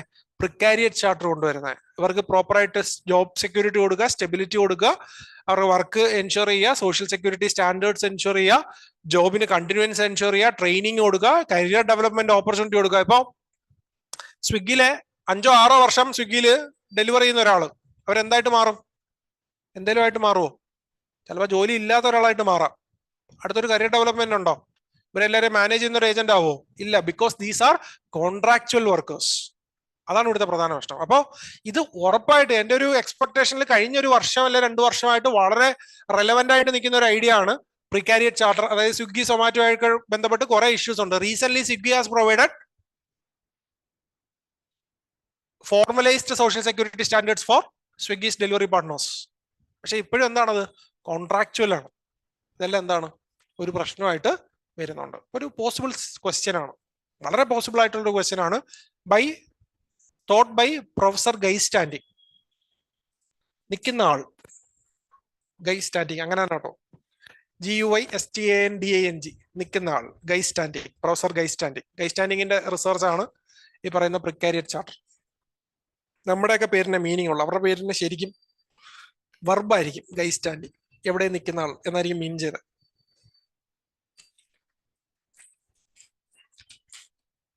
അടുത്തത് ഇനി RTIയും സോഷ്യൽ ഓഡിറ്റും ആണുള്ളത്. അവിടെ എന്ത് ചെയ്യണം? നിങ്ങൾ പഠിക്കുക എന്നുള്ള, അതിനകത്ത് ഒരു കീവേഡോ കീ ഐഡിയ ഒന്നും ഇല്ല. ഡയഗ്രാംസ് അറിഞ്ഞിരിക്കുക, ഡയഗ്രാംസിനെ യൂട്ടിലൈസ് ചെയ്യാൻ പഠിക്കുക. ഇത്രയാണ് ഏതിൽ വരുന്നത്? ചാപ്റ്റർ 5 വരുന്നത്. ഇനി അടുത്ത chapter 6, that is administrative law. ഇപ്പൊ ഞാൻ പ്ലാൻ ചെയ്തത് നമുക്ക് അടുത്ത ആഴ്ച തൊട്ട് നമുക്ക് നമുക്ക് റൈറ്റിംഗ് സെഷൻസ് കണ്ടിന്യൂസ് ആയിട്ട് കിട്ടുന്നില്ല. കാരണം തിങ്കളാഴ്ച നിങ്ങൾക്ക് എക്സാം ഉണ്ട്, ചൊവ്വാഴ്ച അല്ലെങ്കിൽ ബുധനാഴ്ച അതിന്റെ ഡിസ്കഷൻ ഉണ്ട്, വ്യാഴാഴ്ച ഇതുണ്ട്, വെള്ളിയാഴ്ചയും ചൊവ്വാഴ്ചയും മാത്രമേ നമുക്ക് എന്ത് ചെയ്യാൻ പറ്റുന്നുള്ളൂ? ഒരു ക്വസ്റ്റ്യൻ ഡിസ്കസ് ചെയ്യാൻ പറ്റുന്നുള്ളൂ. അതുകൊണ്ട് നമ്മുടെ ചെറിയ സെഷൻസ് എല്ലാം, അല്ലെങ്കിൽ ഇതുപോലത്തുള്ള കണ്ടന്റ് സെഷൻ ഞാൻ രാത്രിയിലൂടെ ആക്കാം. അതായത് 9:30 to 10:30 എല്ലാ ദിവസവും 9:30 to 10:30 ഓൺലൈനായിട്ട് നമുക്ക് എന്ത് ചെയ്യാം? ചെറിയ ചെറിയ ടോപ്പിക്സ് ആയിട്ട് 1 മണിക്കൂർ സെഷൻസ് വീതം കണ്ടിന്യൂ ചെയ്തു പോകാം. അതാകുമ്പോൾ നിങ്ങൾക്ക് പഠിച്ച് ബോറടിച്ചിരിക്കുന്ന സമയത്ത് ക്ലാസ് കേട്ട് ഉറങ്ങുന്നെങ്കിൽ ഉറങ്ങാം, ഉറക്കം വരാത്തവർക്ക് ക്ലാസ് കേട്ടുറങ്ങാം, ഏതായാലും കിട്ടും. അതുപോലെ തന്നെ നമുക്ക് എന്ത് ചെയ്യാം? കുറച്ചുകൂടെ കൂടുതൽ റെലവെന്റ് ആയിട്ടുള്ള സാധനങ്ങളെ ഡിസ്കസ് ചെയ്ത് നമുക്ക് പോവാം. അപ്പോൾ കുറച്ചുകൂടെ ഒന്ന് 10:30 വരെ നമ്മൾ എൻഗേജ്ഡും ആയിരിക്കും. അങ്ങനെ നമുക്ക് പ്ലാൻ ചെയ്യാം. അല്ലെങ്കിൽ നമുക്ക് റൈറ്റിംഗ് പ്രോപ്പറായിട്ട് നടക്കുന്നില്ല. ഓക്കെ, ഞാൻ കുറച്ചുകൂടെ സ്പേസ് കിട്ടുമെന്ന് വിചാരിച്ചേ. നിങ്ങൾക്ക് GS കൂടെ വന്നു കഴിയുമ്പോൾ തീരെ സ്പേസ് ഉണ്ടാവില്ല. അപ്പോൾ നമുക്ക് ഇത് അങ്ങനെ പ്ലാൻ ചെയ്യാം. അടുത്തത് ചാപ്റ്റർ 6 അഡ്മിനിസ്ട്രേറ്റീവ് ലോ. ഇത് ഞാൻ പറഞ്ഞില്ല, നേരത്തെ പറഞ്ഞത് അഡ്മിനിസ്ട്രേറ്റീവ് ലോ എടുക്കുകയാണെന്നുണ്ടെങ്കിൽ അഡ്മിനിസ്ട്രേറ്റീവ് ലോയിൽ നിങ്ങളുടെ കണ്ടന്റ് എന്ന് പറയുന്നത് മിനിമം ആണ്, വളരെ മിനിമം ആണ്. പക്ഷെ ഇവിടുത്തെ ക്വസ്റ്റ്യൻ നിങ്ങൾക്ക് പ്രെഡിക്റ്റ് ചെയ്യാം. 4 ക്വസ്റ്റ്യനെ അവിടെ ഉണ്ടാവുള്ളൂ. അതിനകത്ത് ഏതെങ്കിലും ഒരു 1-2 ആയിരിക്കും ചോദിക്കുക. ഒന്നാമത്തെ ക്വസ്റ്റ്യൻ അഡ്മിനിസ്ട്രേറ്റീവ് ലോ, അത് വേണോ വേണ്ടയോ, അല്ലെ relevance of administrative, nature scope of administrative law ഒരു ക്വസ്റ്റ്യൻ ആണ്. രണ്ടാമത്തത് ഡെലിഗേറ്റഡ് ലെജിസ്ലേഷൻ ഒരു ക്വസ്റ്റ്യൻ ആണ്. മൂന്നാമത്തത് അഡ്മിനിസ്ട്രേറ്റീവ് ട്രൈബ്യൂണൽസ് ഒരു ക്വസ്റ്റ്യൻ ആണ്. നാലാമത്തത് ഡൈസീസ് റൂൾ ഓഫ് ലോ. ഈ 4 ക്വസ്റ്റ്യനേ ഉണ്ടാവുള്ളൂ. ഈ 4 ക്വസ്റ്റ്യനേ നിങ്ങൾക്ക് പോസിബിൾ ആയിട്ട് അവിടെ ഉണ്ടാവുന്നുള്ളൂ. ഏതായാലും ചോദിക്കാനുള്ള ചാൻസ് ഉള്ള ക്വസ്റ്റ്യൻ ആണ്. ഇനിയിപ്പോ അത് എങ്ങനെ ചോദിക്കും എന്നുള്ള UPSC ഇൻട്രസ്റ്റ്. ഇത് 4 ചോദിക്കുള്ളൂ. നമ്മൾ എന്ത് ചെയ്യാം? ഒന്നാമത്തെ കണ്ടന്റ് എടുക്കുക, അഡ്മിനിസ്ട്രേറ്റീവ് ലോ. അവിടെ എന്ത് പറഞ്ഞിട്ടുണ്ട്? അവിടെ 2 തിങ്കറിന്റെ തോട്ട്സ് അറിഞ്ഞിരിക്കുക. ഒന്ന് ഷ്വാർട്സ് എന്താ പറഞ്ഞേ? ഷ്വാർട്സ് ഉണ്ട്, അല്ലെങ്കിൽ ഇവിടെ ഗ്രിഫിത്ത് ആൻഡ് സ്ട്രീറ്റ് ഉണ്ട്. ഏതെങ്കിലും 2 പേരുടെ അറിഞ്ഞിരിക്കുക. ഗ്രിഫിത്ത് ആൻഡ് സ്ട്രീറ്റും ഷോർട്സും ആണ് എളുപ്പം മനസ്സിലാക്കി വെക്കാൻ. ഗ്രിഫിത്ത് ആൻഡ് സ്ട്രീറ്റിന്റെ ഒരു എക്സ്റ്റൻഷൻ ആണ്, ഷ്വാർട്സിന്റെ ഒരു എക്സ്റ്റൻഷൻ ആണ് ഗ്രിഫിത്ത് ആൻഡ് സ്ട്രീറ്റും പറയുന്നത്. ഇപ്പൊ ഷ്വാർട്സ് പറയുന്ന ഇതാണ്: administrative law deals with power vested with the government, requirement imposed by law over the government and remedies available for the customer അല്ലെങ്കിൽ സിറ്റിസൺ. 3 കണ്ടീഷനാണ് പറയുന്നത്. ഗ്രിഫിത്ത് ആൻഡ് സ്ട്രീറ്റ് വന്നപ്പോൾ എന്ത് ചെയ്തു? ഇതിനെ കുറച്ചും കൂടെ ഒന്ന് ഇലാബറേറ്റ് ചെയ്തു.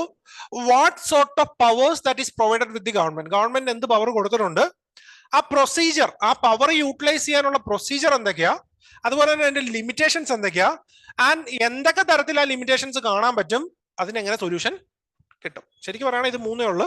എന്താണ് പവർ, എന്താണ് ലിമിറ്റ്, എന്താണ് റെമഡി, ഇത് മൂന്നുമാണ് എന്ത് പറയുന്നത്, അഡ്മിനിസ്ട്രേറ്റീവ് ലോ എന്ന് പറയുന്നത്. ഇവിടെ നിങ്ങൾ മനസ്സിലാക്കിയിരിക്കേണ്ടത് ഇതിന്റെ നേച്ചർ എടുക്കുമ്പോൾ കോണ്ടിനെന്റൽ ലീഗൽ സിസ്റ്റം ഉണ്ട്, കോമൺ ലോ സിസ്റ്റവും ഉണ്ട്. കോണ്ടിനെന്റൽ ലീഗൽ സിസ്റ്റം ഉണ്ട്, കോമൺ ലോ സിസ്റ്റം ഉണ്ട്. ഇവിടാണ് നിങ്ങൾ എന്ത് ചെയ്യേണ്ടത്, ഇമ്പോർട്ടൻസ് കൊടുക്കേണ്ടത്. ക്വസ്റ്റ്യൻ ചോദിക്കുന്നത് മോസ്റ്റ്ലി എല്ലാ പ്രാവശ്യവും ചോദിക്കാറുള്ള ക്വസ്റ്റ്യനിലെല്ലാം ഡ്രോയിറ്റ് അഡ്മിനിസ്ട്രേറ്റീവ് അല്ലെങ്കിൽ ഫ്രഞ്ച് സിസ്റ്റത്തിനെ പറ്റി എന്ത് ചെയ്യാറുണ്ട്, ഒരു മെൻഷൻ നമുക്ക് കാണാൻ പറ്റും. എന്താ ഈ ഡ്രോയിറ്റ് അഡ്മിനിസ്ട്രേറ്റീവ് അല്ലെങ്കിൽ കോണ്ടിനെന്റൽ ലീഗൽ സിസ്റ്റം എന്ന് പറയുന്നത്? എന്താണ് കോമൺ?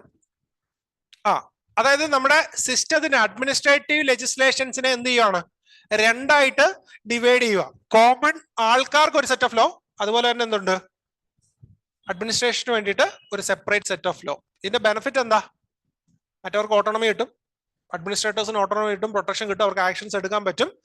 അതേ സമയത്ത് കോമൺ ലോ പറയുന്നതെന്ന് പറഞ്ഞു കഴിഞ്ഞാൽ നോബഡി ഈസ് എബോവ് ലോ, എല്ലാവരും equal, everybody is Dicey's rule of ലോനെ ബേസ് ചെയ്തിട്ട്. അല്ലെ ഇവിടെ പറയുന്നത് കെന്നത്ത് കൾപ്പ് ഡേവിസ്, അല്ലെ സോറി, കെന്നത്ത് കൾപ്പ് ഡേവിസും ഡൈസിയും ആണ് എന്ത് പറയുന്നത്, ഈ കോമൺ ലോ സിസ്റ്റം പറയുന്നത്. ഇവർ രണ്ടുപേരും പറയുന്നത് എന്താ, everybody is equal before law, there is no separation. ആദ്യം എന്ത് തോന്നി, ഇത് നല്ലതാണ് എന്ന് തോന്നി. ഫ്രഞ്ച് സിസ്റ്റം ഡിഫറൻഷിയേറ്റ് ചെയ്യുന്നു, രണ്ട് തരത്തിലുള്ള സിറ്റിസൺസിനെ ക്രിയേറ്റ് ചെയ്യുന്നു എന്നുള്ളൊരു സംശയം ഉണ്ടായിരുന്നു. പക്ഷെ പോകെ പോകെ നമുക്ക് എന്ത് മനസ്സിലായി, അതിനെക്കാട്ടിലും ബെസ്റ്റ് എന്താണ്, കോണ്ടിനെന്റൽ ലീഗൽ സിസ്റ്റം ആണ്. ഒരേ സമയത്ത് കൂടുതൽ ക്വാളിറ്റി, പ്രോപ്പർ ലിമിറ്റേഷൻസും പ്രോപ്പർ റെമഡിയൽ മെഷേഴ്സും ഐഡന്റിഫൈ ചെയ്യുവാണെന്നുണ്ടെങ്കിൽ there is a possibility of identifying proper solution or possibility of delivering justice. Example, almost every country in the world right now follow continental legal system. അതായത് ഒരു separate administrative system വരുന്നുണ്ട്. ഇത് കഴിഞ്ഞിട്ടാണ് നമുക്ക് എന്ത് വരുന്നത്, ഡൈസീസ് റൂൾ ഓഫ് ലോ വരുന്നത്. Dicey പറയുന്ന മൂന്ന് കൺസെപ്റ്റ് എന്തൊക്കെയാ, ഇക്വാലിറ്റി ബിഫോർ ലോ, പിന്നെന്തുണ്ട്, supremacy of law, and third one is source of law is society. നിങ്ങൾ എന്ത് ചെയ്യണം, ഇതിനെ ഇവാലുവേറ്റ് ചെയ്യണം. ഡൈസീസ് റൂൾ ഓഫ് ലോ, ഇതിന്റെ ഈ ഒന്നാമത്തെ പാർട്ട് കഴിഞ്ഞ് രണ്ടാമത്തെ പാർട്ടി ചോദിക്കുന്നത് ഡൈസീസ് റൂൾ ഓഫ് ലോ തന്നെ. ഈ ഡൈസീസ് റൂൾ ഓഫ് ലോനെ ഇവാലുവേറ്റ് ചെയ്യാൻ നിങ്ങൾ വേറെ പ്രത്യേകിച്ച് ഒന്നും നോക്കേണ്ട കാര്യമില്ല. You just understand what is been ആസ്ഡ്, എന്താണ് ചോദിക്കുന്നതെന്നുള്ളത് മാത്രം മനസ്സിലാക്കിയാൽ മതി.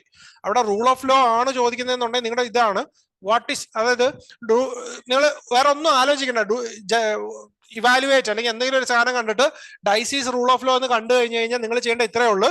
നമ്മൾ Dicey was the major proposer of common law system, അതിന്റെ കോൺടാക്ട് നമ്മൾ എഴുതുന്നു, വേർ എല്ലാവരെയും ഈക്വൽ ആയിട്ടാണ് കണ്ടിരുന്നത്.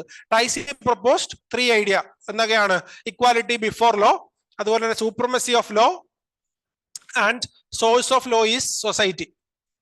ഇത് പറഞ്ഞിട്ട് ഇതിനെ ഒന്ന് എക്സ്പ്ലെയിൻ ചെയ്യുക. അത് കഴിഞ്ഞിട്ട് എന്ത് ചെയ്യുക, but in the current scenario it is not applicable because there are certain issues. For example, in Indian scenario equality before law is not suitable. ശരിയല്ല.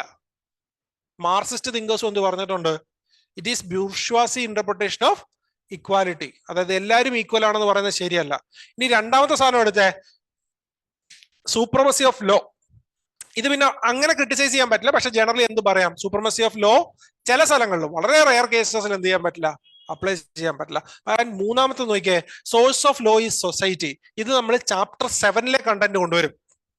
റിക്സ് എന്ത് പറഞ്ഞിട്ടുണ്ട്, there are 2 types of changes. എന്തൊക്കെയാ, the process of change. റിക്സ് വായിച്ചോ? ഇല്ല. തീരുവോ സൺഡേയിലോട്ട്? തീരുമാനിക്കാം, ശ്രമിക്കുന്നുണ്ടെന്നല്ലേ. നമ്മുടെ പരീക്ഷ എഴുതണ്ടേ നമുക്ക്. റിക്സ് എന്താ പറഞ്ഞേ, ചേഞ്ചിനെ പറ്റി? റിക്സ് എന്താ പറഞ്ഞേ, ചേഞ്ചിനെ പറ്റി എന്തെങ്കിലും പറഞ്ഞോ? 2 തരത്തിലുള്ള ചേഞ്ചിനെ കുറിച്ച് പറഞ്ഞുണ്ട്. എന്തൊക്കെയാ റിക്സ്? ആ ചാപ്റ്റർ 7 എല്ലാ ഐഡിയാസും ഇതൊക്കെ തന്നെ പറയുന്നത്.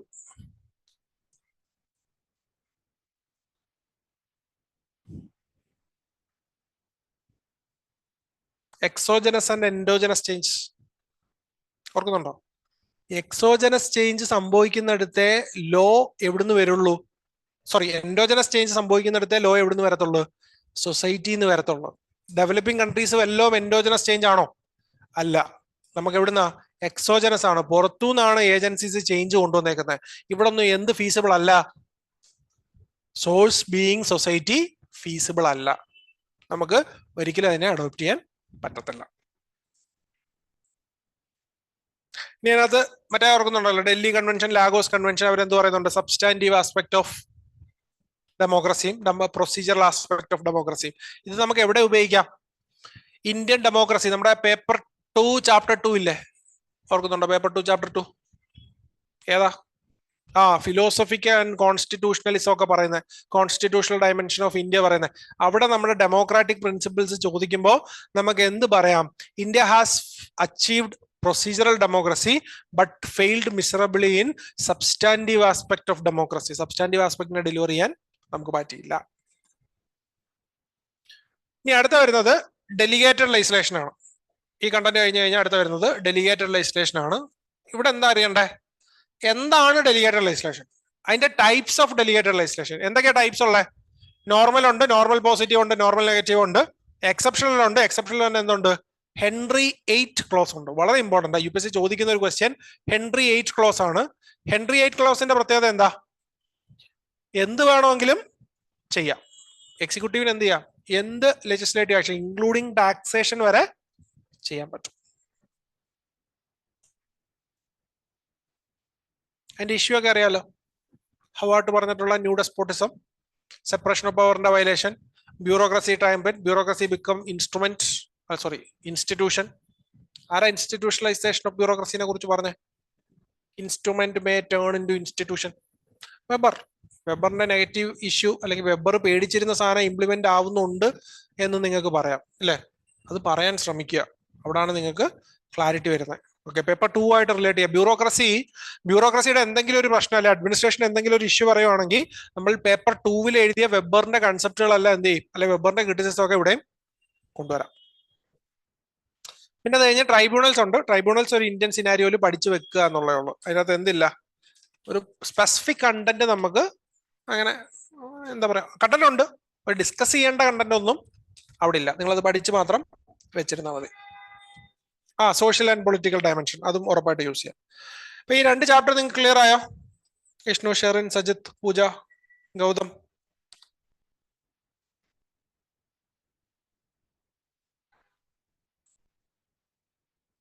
യെസ്, എന്തെങ്കിലും ഡൗട്ട് ഉണ്ടോ? ഞാൻ ഈ ക്ലാസിന്റെ അഗെയിൻ ഞാൻ പറയുകയാണ്, ഈ ക്ലാസിന്റെ ഒബ്ജക്റ്റീവ് നിങ്ങളെ കണ്ടന്റ് പഠിപ്പിക്കുക എന്നുള്ളതല്ല, നിങ്ങളുടെ കണ്ടന്റുകളെ കണക്ട് ചെയ്യുക എന്നുള്ളതാണ്. നിങ്ങൾക്ക് കണ്ടന്റ് ഉണ്ടെങ്കിൽ മാത്രമേ ഞാൻ ഈ പറയുന്ന സാധനങ്ങളൊക്കെ എന്ത് ചെയ്യാൻ പറ്റുള്ളൂ, മനസ്സിലാവുന്നുണ്ടാവുള്ളൂ. അല്ലെ ഞാൻ ഇങ്ങനെ പറയുമ്പോൾ എന്താ ഈ പറയുന്നതെന്നുള്ള ആലോചനയിലായിരിക്കും ഇരിക്കുക. അത് വരരുത്, ഓർത്തിരിക്കുക. ഇപ്പൊ നിങ്ങൾക്ക് കണ്ടന്റ് കിട്ടുന്നില്ല, ഇപ്പൊ അടുത്ത വർഷം എഴുതുന്ന ഒരാളാണ് കണ്ടന്റ് കിട്ടുന്നില്ല എന്നുണ്ടെങ്കിൽ ജസ്റ്റ് നോട്ട് ചെയ്യുക, കണക്ഷൻസ് മാത്രം നോട്ട് ചെയ്ത് വെക്കുക. പഠിക്കുമ്പോൾ എന്ത് ചെയ്യുക, ഇതും കൂടെ വെച്ചിട്ട് പഠിക്കുക. നിങ്ങൾക്ക് വീഡിയോസ് ആവശ്യമുണ്ടെങ്കിൽ I will share as well. Okay, next class തൊട്ട് നമുക്ക് ഈ അടുത്ത 4 ക്ലാസ് തീർത്തതിന് ശേഷം നമുക്ക് ഒന്നും കൂടെ പേപ്പർ 1 ഫുള്ളി ഒന്ന് വർക്ക് ചെയ്യാം, നമുക്ക് സെഗ്മെന്റ് വൈസ്. അത് കഴിഞ്ഞിട്ട് പേപ്പർ 2 ഇറങ്ങാം. അടുത്ത് ഒരു 3-4 ആഴ്ച കൊണ്ട് നമുക്ക് എന്ത് ചെയ്യാം, പേപ്പർ 1ഉം പേപ്പർ 2ഉം കണക്ട് ചെയ്യാം. അത് കഴിഞ്ഞിട്ട് നമുക്ക് എന്ത് ചെയ്യാം, റിപ്പീറ്റ് ചെയ്ത് ഇത് തന്നെ വർക്ക് ചെയ്യാം. ഡയഗ്രാംസിലോട്ടും ഐഡിയാസിലോട്ടും ഒക്കെ മൂവ് ചെയ്ത് നമുക്ക് വർക്ക് ചെയ്യാം. അടുത്തത് CPA, comparative public administration, chapter 7.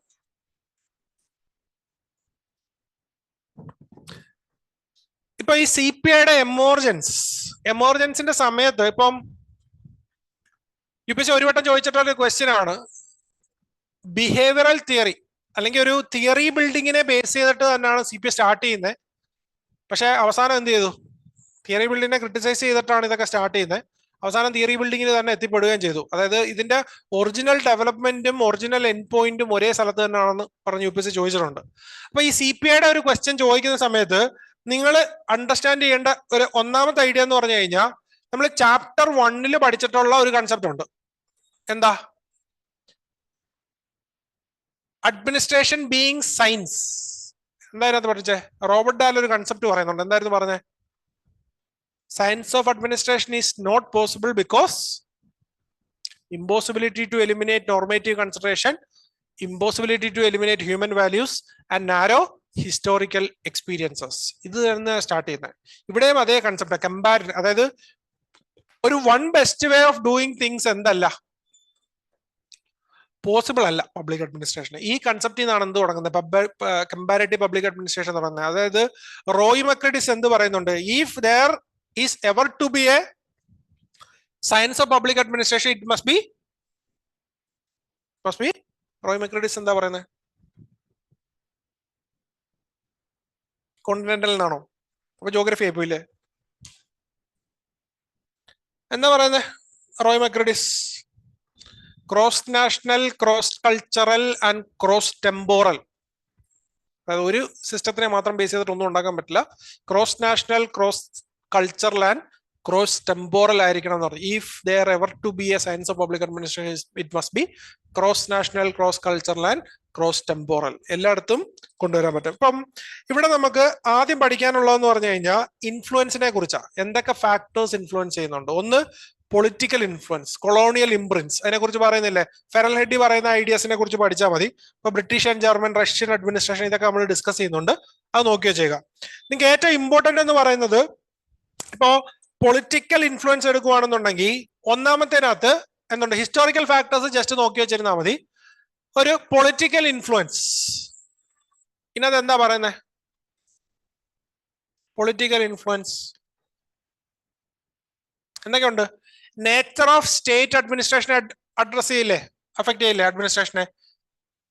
ഒരു കിങ്ഷിപ്പ് ആണ് അല്ലെ ഒരു മൊണാർക്കി ആണെങ്കിൽ അതുപോലെ ആയിരിക്കും ഡെമോക്രാറ്റിക് സൊസൈറ്റി?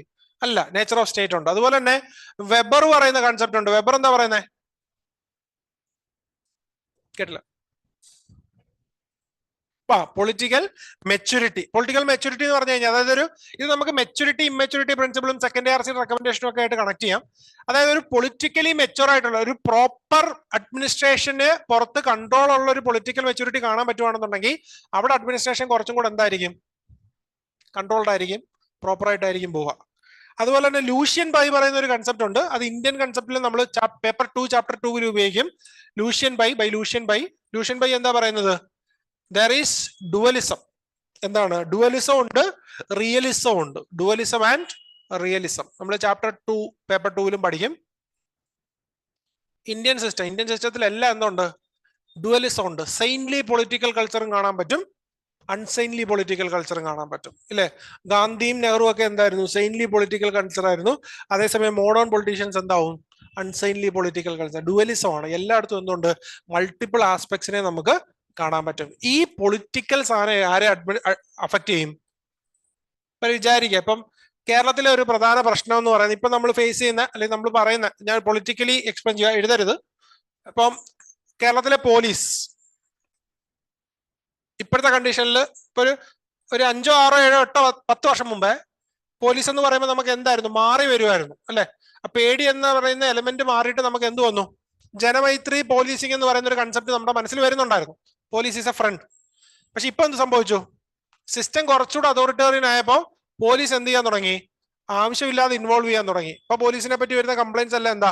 ആവശ്യമില്ലാതെ ഇടപെട്ടു, സദാചാര പോലീസിംഗ് ആണ്, അതാണ് ഈ പ്രശ്നം, ഇതാണ് പ്രശ്നം. പോലീസ് എന്ത് ചെയ്യുന്നില്ല? സൊസൈറ്റിയുടെ കൂടെ പോകുന്നില്ല. അതായത് ഇവിടെ അത് തന്നെ പറയുന്നത്, ഡുവലിസവും റിയലിസവും വരുമ്പോ അല്ലെങ്കിൽ ഡുവലിസം കാണിക്കുമ്പോ എങ്ങനെയാണോ പൊളിറ്റിക്കൽ കൾച്ചർ ബിഹേവ് ചെയ്യുന്നത് അതുപോലെ ആരും ബിഹേവ് ചെയ്യും? അഡ്മിനിസ്ട്രേഷനും ബിഹേവ് ചെയ്യും. പേപ്പർ 2 വളരെ യൂസ് ആയിട്ടുള്ള സാധനമാണ്. ഇനി പൊളിറ്റിക്കലി കഴിഞ്ഞു കഴിഞ്ഞാൽ അടുത്ത എന്തുണ്ട്? നമുക്ക് സോഷ്യൽ ഉണ്ട്.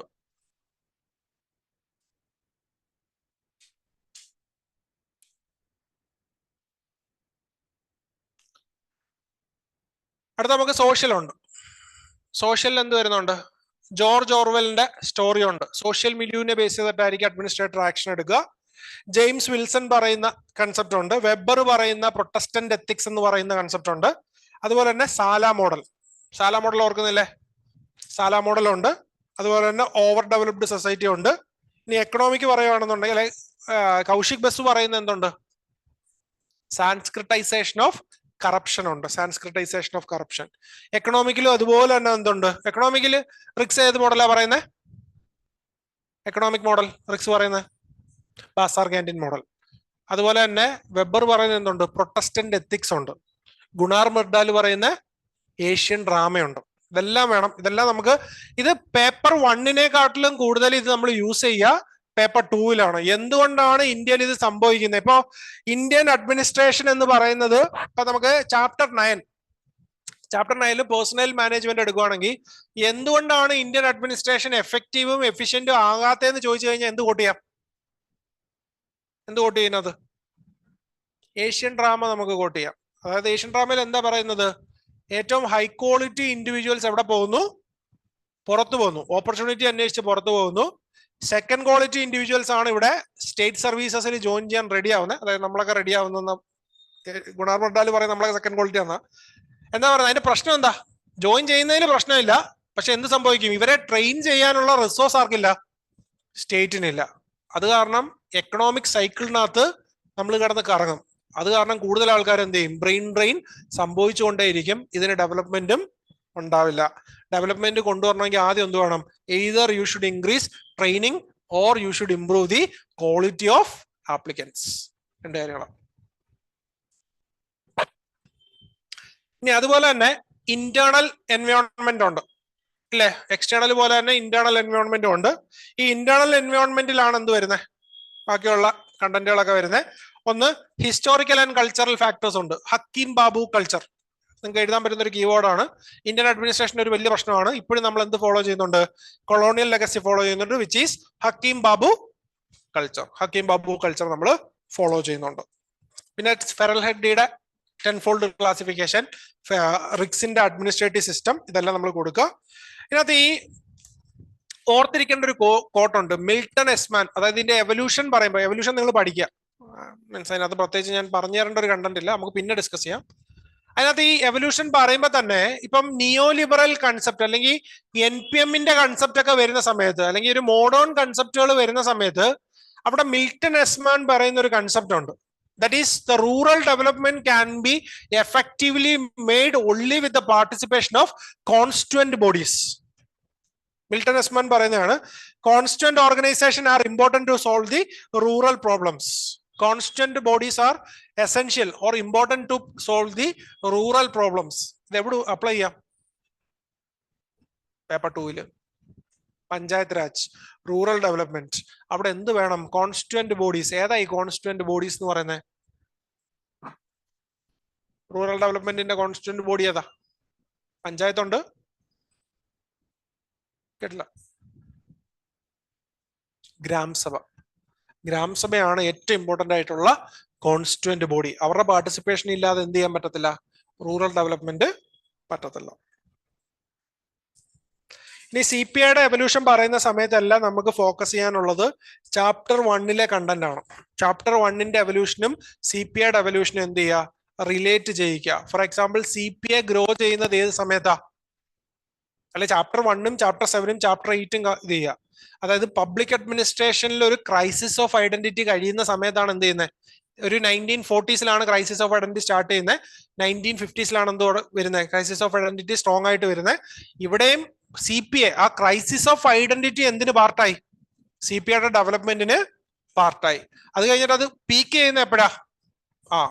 അടുത്ത 60s 70s പീരീഡില development administration funding വരുന്ന സമയത്താണ് ഇത് പീക്ക് ചെയ്യുന്നത്. അത് കഴിഞ്ഞിട്ട് NPA പുതിയ തിയറീസ് പബ്ലിക് അഡ്മിനിസ്ട്രേഷനിൽ ക്രിയേറ്റ് ചെയ്ത് തുടങ്ങിയപ്പോൾ ഇത് എന്ത് ചെയ്തു? സബ്സൈഡ് ചെയ്യാനും തുടങ്ങി. കണക്ട് ചെയ്യുക ചാപ്റ്റർ 1, ചാപ്റ്റർ 7 ആൻഡ് ചാപ്റ്റർ 8. അടുത്തത് റിക്ഷ്യൻ മോഡലാണ്. റിക്ഷ്യൻ മോഡലിനകത്ത് നിങ്ങൾ ആദ്യം പഠിക്കേണ്ടത് 2 കമ്പോണൻസ് ആണ്. ഒന്ന് ട്രെൻഡ്സ്, 2 ടൂൾസ്. ഈ ട്രെൻഡ്സ് ഒരു വട്ടം UPSC ചോദിച്ചു, ഇനി പെൻഡിങ് ഉള്ളത് ടൂൾസ് ആണ്. അതുകൊണ്ട് രണ്ടും പഠിക്കുക. ട്രെൻഡ് എന്തൊക്കെയാ പറഞ്ഞത്? എന്തൊക്കെ ട്രെൻഡാ ഉള്ളത്? Normative to empirical, ideographic to nomothetic, non ecological to ecological. Trend എങ്ങനെയാണ് ഇത് ചേഞ്ച് ചെയ്യുന്നതെന്നുള്ള ട്രെൻഡ്. എന്തൊക്കെ ടൂളാ ഉപയോഗിച്ചത്? എന്തൊക്കെ ടൂൾ ഉപയോഗിച്ചിട്ടാണ് റിക്സ് ഇത് ഫോളോ ചെയ്യുന്നത് അല്ലെങ്കിൽ ഔട്ട്പുട്ട് കൊണ്ടുവരുന്നത്? എന്തൊക്കെയാ ടൂള്?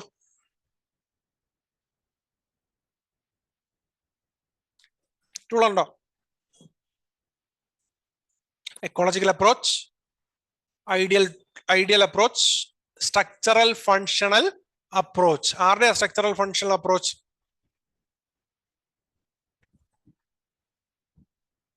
റിക്സിന്റെ ആണോ? സോഷ്യോളജിക്കൽ തോട്ടാ? Talcott Parson. പാർസന്റെ ഐഡിയ ആണ് സ്ട്രക്ചറൽ ഫങ്ഷണൽ അപ്രോച്ച്. പിന്നെ അഗ്രേറിയ ഇൻഡസ്ട്രിയ ട്രാൻസിഷ്യ ടൈപ്പോളജി. അതിന്റെ കീവേഡ്സ് വളരെ ഇമ്പോർട്ടന്റ് ആണ്. Ascriptive, particularistic, diffused pattern, social mobility, stable eco, occupational system, differential stratification, ഇതെല്ലാം കൊണ്ടുവരിക. ഇനിയിപ്പം ഇൻഡസ്ട്രിയൽ ടൈപ്പോളജി ആണെങ്കിൽ അച്ചീവ്മെന്റ്, യൂണിവേഴ്സലിസം, സ്പെസിഫിസിറ്റി, ഈ പറയുന്ന സാധനങ്ങളെല്ലാം കൊണ്ടുവരിക. പ്രിസ്മാറ്റിക്കിൽ എന്തുണ്ട്? Selectivism, attainment, poly functionalism. ഇതിന്റെ എക്സാമ്പിൾസ് നമുക്ക് സെപ്പറേറ്റ് പഠിക്കാം കേട്ടോ. ഓരോ സാധനത്തിനും നമുക്ക് സെപ്പറേറ്റ് പഠിക്കണം. ഇപ്പൊ രാഹുൽ ഗാന്ധി എന്താ, എന്തിന്റെ എക്സാമ്പിളാ? നമ്മുടെ ഒരു എന്ത് ടൈപ്പ്? നമ്മുടെ പ്രിസ്മാറ്റിക് സൊസൈറ്റിയാ. പ്രിസ്മാറ്റിക് സൊസൈറ്റിയുടെ ഏത് ഫാക്ടറാ എക്സാമ്പിൾ? രാഹുൽ ഗാന്ധി അല്ലെങ്കിൽ ഇന്ത്യൻ നാഷണൽ കോൺഗ്രസ്. അവിടെ എന്ത് വേണം? അറ്റൈൻമെന്റ് എന്ന് പറഞ്ഞാൽ എന്താ? ഒരേ സമയം ബർത്ത് വാല്യൂസ് നോക്കും, അച്ചീവ്മെന്റ് നോക്കും.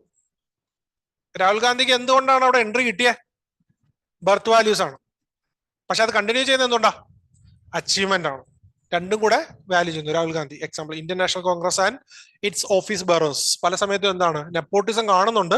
പക്ഷെ അതേസമയം നെപ്പോട്ടിസം മാത്രം കൊണ്ട് പിടിച്ചിരിക്കില്ല, അവരും കൂടെ എന്തും കൂടെ ചെയ്യണം, അച്ചീവും ചെയ്യണം. ഇപ്പം ഉദ്ധവ് താക്കറെ ഇന്ത്യൻ പൊളിറ്റിക്കൽ സിസ്റ്റത്തിലല്ല ഇത് കാണാൻ പറ്റും. അവിടെ ഉദ്ധവ് താക്കറയുടെ അച്ഛനും അവര് വലിയ ആളായോണ്ടാണ് എന്ത് ചെയ്തത്, ഉദ്ധവ് താക്കറെ കൊണ്ടുവന്നത്. ബർത്ത് അവിടെ ഉണ്ട്, പക്ഷെ ഇപ്പം പിടിച്ചിരിക്കുന്നത് എന്തുകൊണ്ടാ? അല്ലെ സ്വന്തമായിട്ടൊരു ഓർഗനൈസേഷൻ ആയിട്ട് പിരിഞ്ഞു പോകേണ്ട വന്നിട്ട് സർവൈവ് ചെയ്യുന്നത് എന്തുകൊണ്ടാ?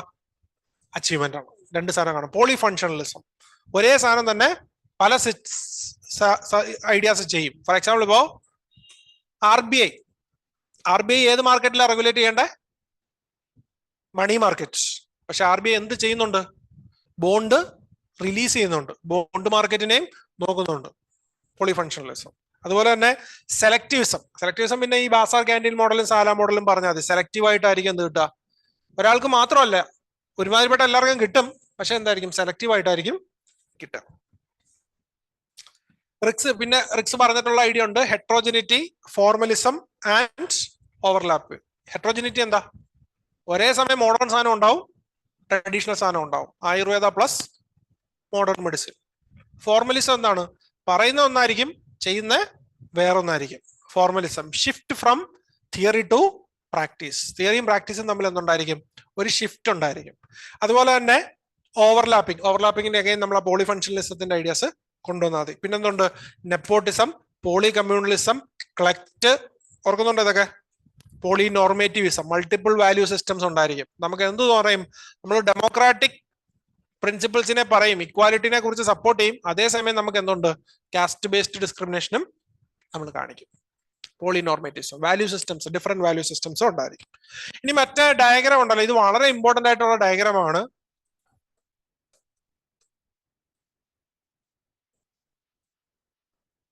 ഓർക്കുന്നുണ്ടോ ഈ ഡയഗ്രാം? കടറുണ്ടോ? Siamese, Thailand, Philippines. ഓർക്കുന്നുണ്ടോ ഇത്? ഇല്ല. സിയാം, തായ്ലൻഡ്, ഫിലിപ്പൈൻസ്, അമേരിക്ക. ഇതെന്തായിരുന്നു? ഇതെന്ത് സിസ്റ്റം ആയിരുന്നു? Siam fused system. ഇതെന്ത് സിസ്റ്റം? പ്രിസ്മാറ്റിക് ആണ്. ഇതെന്ത് സിസ്റ്റം? ഡിഫ്രാക്റ്റഡ് സൊസൈറ്റിയാ. ഫ്യൂസ്ഡ്, പ്രിസ്മാറ്റിക് ആൻഡ് ഡിഫ്രാക്റ്റഡ് സൊസൈറ്റിയിൽ വരുന്നതാണ്. അതായത് എക്സ് എല്ലാം എന്താണ് പറയുന്നത്? എക്സ് എല്ലാം എന്താ റെപ്രസെന്റേറ്റ് ചെയ്യുന്നത്? ഐഡിയൽ മോഡൽസ് ആണ്, ശരിക്കുള്ള മോഡൽസ് ആണ്. പക്ഷെ ഇപ്പൊ എന്ത് ചെയ്യുന്നില്ല, ഈ ശരിക്കുള്ള ഫ്യൂസ്ഡ് സിസ്റ്റം ഒന്നും ഇല്ല. അവിടുന്ന് എല്ലാവരും എന്ത് ചെയ്തു? മുന്നോട്ട് പോയി. പക്ഷെ ഇതിന്റെ പല വേർഷൻസിലാണ്, പ്രിസ്മാറ്റിക്കിന്റെ പല വേർഷൻസിലാണ് ഉള്ളത്. ഇപ്പൊ അമേരിക്ക പോലുള്ള 1-2 കൺട്രീസ് മാത്രമേ എന്ത് ചെയ്യുന്നുള്ളൂ? ഡിഫ്രാക്റ്റഡിന്റെ ഇനിഷ്യൽ വേർഷൻസ് മാത്രം കാണിക്കുന്നുള്ളൂ. ചേഞ്ചിങ് പ്രൊഫൈലൊക്കെ പറയാൻ നമുക്ക് വളരെ യൂസ്ഫുൾ ആയിട്ടുള്ള സാധനമാണ്. ഇത് ഉറപ്പായിട്ട് നിങ്ങൾ എന്ത് ചെയ്യുക? ആൻസറിൽ യൂട്ടിലൈസ് ചെയ്യുക. ഇനി അടുത്ത എന്തുണ്ട്? ബാസാർ ക്യാൻറ്റീൻ മോഡലും സാല മോഡലും. സാല മോഡലിൽ എന്താ പറയുന്നത്? അതൊരു അഡ്മിനിസ്ട്രേറ്റീവ് സബ്സിസ്റ്റം. സാല മോഡലിന്റെ പ്രത്യേകത എന്താ? Administrative subsystem. അവിടെ എന്തോ പറയുന്നത്? The personnel or the administrator working in the society will be എന്ത് ചെയ്യും? Working for the personnel aggrandisement. ഇതാരാ പറഞ്ഞേ? നേരത്തെ പബ്ലിക് ചോയ്സ് അപ്രോച്ചില്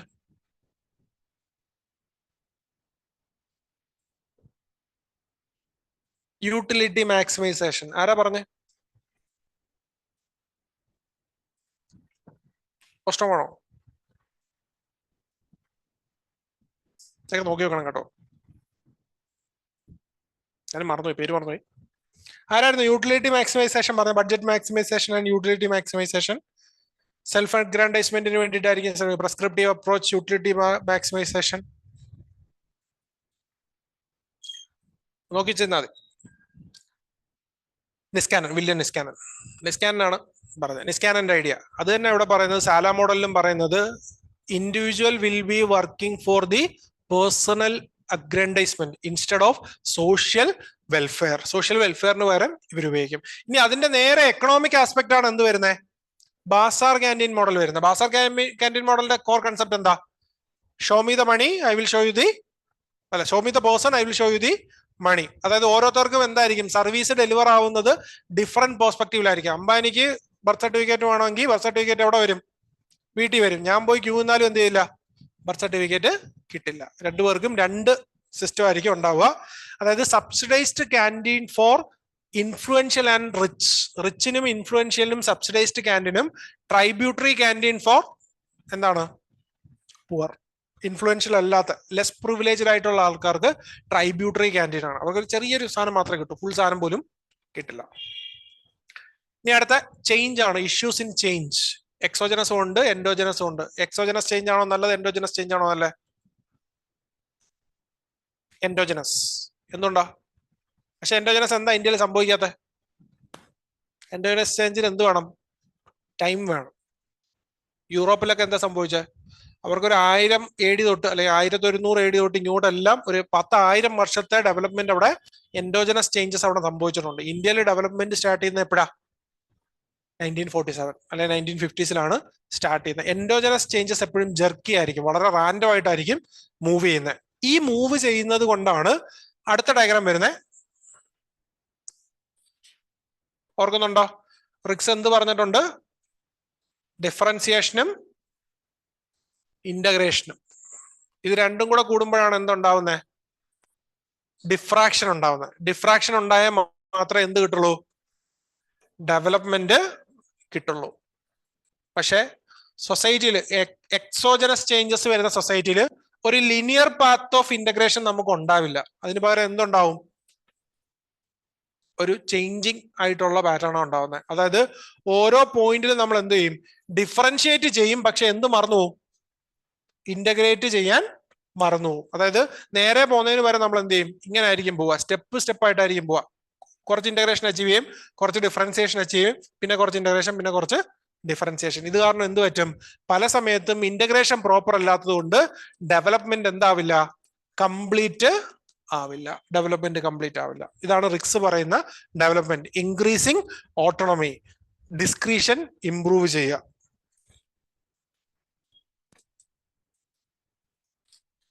ഇത്രയാണ് റിക്സിയൻ തോട്ടിലും വരുന്നത്. ഇത്രയാണ് ചാപ്റ്റർ 7. ഇനിയുള്ളത് ചാപ്റ്റർ 8.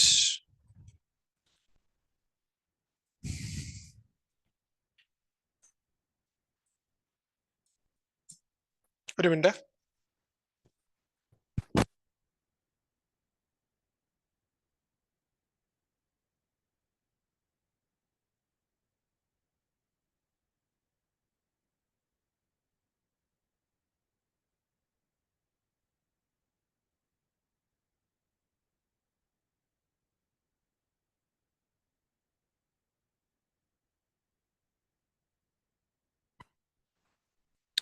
ഓക്കെ, അടുത്തത് ചാപ്റ്റർ 8, ഡെവലപ്മെന്റ് ഡൈനാമിക്സ്.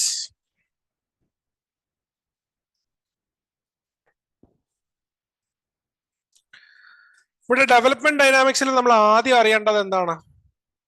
എന്താ ആദ്യം അറിയണ്ടേ? Administration of development and development of administration. ഇവർ തമ്മിൽ എന്താ റിലേഷൻ ഉള്ളത്? ഡെവലപ്മെന്റ് ഓഫ് അഡ്മിനിസ്ട്രേഷനും അഡ്മിനിസ്ട്രേഷൻ ഓഫ് ഡെവലപ്മെന്റും ഇവർ തമ്മിൽ എന്താ ഉള്ളത്? എന്ത് റിലേഷൻ ആണെന്നാ പറയുന്നത്? ചിക്കൻ ആൻഡ് എഗ് റിലേഷൻ ആണ്. ഏത് ആദ്യം വരുന്നുവെന്നോ ഏത് രണ്ടാമത് വരുമെന്നോ പറയാൻ പറ്റില്ല. രണ്ടുപേരും എന്ത് ചെയ്യും? അങ്ങോട്ടും ഇങ്ങോട്ടും സപ്പോർട്ട് ചെയ്യും. Administration of development and development of administration. ഇതിനകത്ത് ഏറ്റവും ഇമ്പോർട്ടന്റ് ആയിട്ട് വരുന്ന ഒരു ഐഡിയ എന്ന് പറഞ്ഞു കഴിഞ്ഞാൽ ഫീച്ചേഴ്സ് ഓഫ് ഡെവലപ്മെന്റ് അഡ്മിനിസ്ട്രേഷൻ. അതിനകത്ത് പൈപ്പനാഡിഗർ ആൻഡ് ഷീർസാഗർ അവർ പറയുന്ന ഫീച്ചേഴ്സ് ഓഫ് ഡെവലപ്മെന്റ് അഡ്മിനിസ്ട്രേഷൻ ഉണ്ട്. എന്തൊക്കെയാണ് ഡെവലപ്മെന്റ് അഡ്മിനിസ്ട്രേഷനിൽ വേണ്ടത്? Change orientation, result orientation, citizen participation and commitment to work. ഇത് മൂന്നും അല്ല ഇത് നാലും നമുക്ക് ഉണ്ടാവണം. Change orientation, result orientation, citizen participation and commitment to work. ഇനി ചേഞ്ചിങ് പ്രൊഫൈൽ. ചേഞ്ചിങ് പ്രൊഫൈൽ എവിടുന്ന് വരണം? എവിടുന്ന സ്റ്റാർട്ട് ചെയ്ത development administration? West and the rest classification. ആരാ ചെയ്തേ? ആരാ west and the rest classification ചെയ്തേ? ചെയ്തു ആരേലും? ആരോ ചെയ്തു. ആരാ? Truman, Harry S Truman. Truman ആണ് ചെയ്യുന്നത്. ട്രൂമാൻ എന്താ പറയുന്നത്? West is happy, acceptable, prosperous, modern, while rest is deplorable, archive and unhappy. ഈ വെസ്റ്റ് ആൻഡ് റെസ്റ്റ് എന്ന് പറയുന്ന ഡിവിഷനിലാണ് എന്തിരിക്കുന്നത്? ഈ ഡെവലപ്മെന്റ് അഡ്മിനിസ്ട്രേഷന്റെ ബിഗിനിങ് ഇരിക്കുന്നത്. ആൻഡ് ഹാരി എസ് ട്രൂമാൻ പറയുന്നതെന്ന് പറഞ്ഞു കഴിഞ്ഞാൽ it is the divine duty of west to ensure development of the rest. റെസ്റ്റിന്റെ ഡെവലപ്മെന്റ് എൻഷുർ ചെയ്യാന്ന് പറയുന്നത് വെസ്റ്റിന്റെ ഡിവൈൻ ഡ്യൂട്ടി ആണെന്നാണ് പറയുന്നത്. അപ്പോ ഇവിടെ ഇതിന്റെ ചേഞ്ചിങ് പ്രൊഫൈൽ നോക്കി വെച്ചേക്കാം. ഈ ചേഞ്ചിങ് പ്രൊഫൈലിന്റെ ചേഞ്ച് എന്ന് പറയുന്ന രണ്ട് ചേഞ്ചുകളാണ് നമുക്ക് കാണാൻ പറ്റുന്നത്. Initially it was airplane approach. ഇപ്പൊ എന്താണ്? ഹെലികോപ്റ്റർ അപ്രോച്ച് ആണ്. ഇതൊരു തിയറട്ടിക്കൽ ഐഡിയ ആണ്. ഓർക്കുന്നുണ്ടോ എന്താ എയർപ്ലെയിൻ അപ്രോച്ചും ഹെലികോപ്റ്റർ അപ്രോച്ചും? എയർപ്ലെയിൻ എന്താണ്? നമ്മൾ ഹോവർ ചെയ്ത് പോകത്തേ ഉള്ളൂ. പോകുന്ന വഴിക്ക് എന്തെങ്കിലും കിട്ടുവാണെന്നുണ്ടെങ്കിൽ, അല്ലെങ്കിൽ വിചാരിക്കാം ഒരു ഡിസാസ്റ്റർ വന്നൊരു സ്ഥലമാണെന്ന് വിചാരിക്കാം. ഒരു പ്ലെയിനിൽ കൊണ്ടിടുമ്പോൾ എന്ത് സംഭവിക്കും? കിട്ടണമെങ്കിൽ പോകും. ആരാത് കിട്ടുന്നവർ കിട്ടി, ആർക്ക് കിട്ടി എന്നുള്ളതൊന്നും കിട്ടില്ല. അവിടുന്ന് എന്ത് മാറ്റി? ഹെലികോപ്റ്റർ ആകുമ്പോൾ എന്ത് ചെയ്യാൻ പറ്റും? ഒന്ന് സ്റ്റോപ്പ് ചെയ്ത് പോയിന്റ്സ് വെച്ചിട്ട് നമുക്ക് എവിടെയാണോ ആവശ്യം അവിടെ കൊടുക്കാൻ പറ്റും. സിമിലർ ആണ് ബ്ലൂ പ്രിന്റ് അപ്രോച്ച്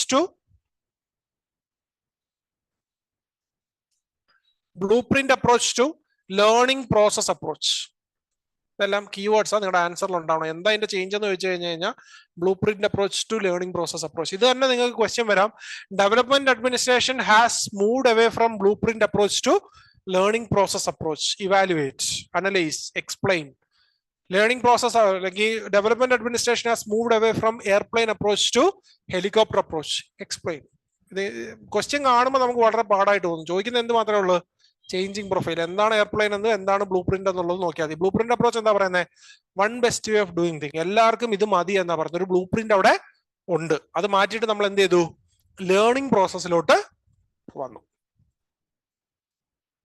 അടുത്തത് ഇതിന്റെ ക്രിറ്റിസിസം പറയുമ്പോൾ, ഡെവലപ്മെന്റ് അഡ്മിനിസ്ട്രേഷന്റെ ക്രിറ്റിസിസം പറയുമ്പോൾ എന്തൊക്കെ നോക്കണം? അത് യൂറോസെൻട്രിക് ആണ്, വെബേറിയൻ ബ്യൂറോക്രസിനെയാണ് ഫോക്കസ് ചെയ്തത്, യൂണി ഡയറക്ഷണൽ ആണ്, ക്വാളിറ്റി ഫോക്കസ് ചെയ്തോ? ക്വാളിറ്റി എവിടെ പറയുന്നത്? ഏത് അപ്രോച്ചാ ക്വാളിറ്റി പറയുന്നത്? Not quantity but quality.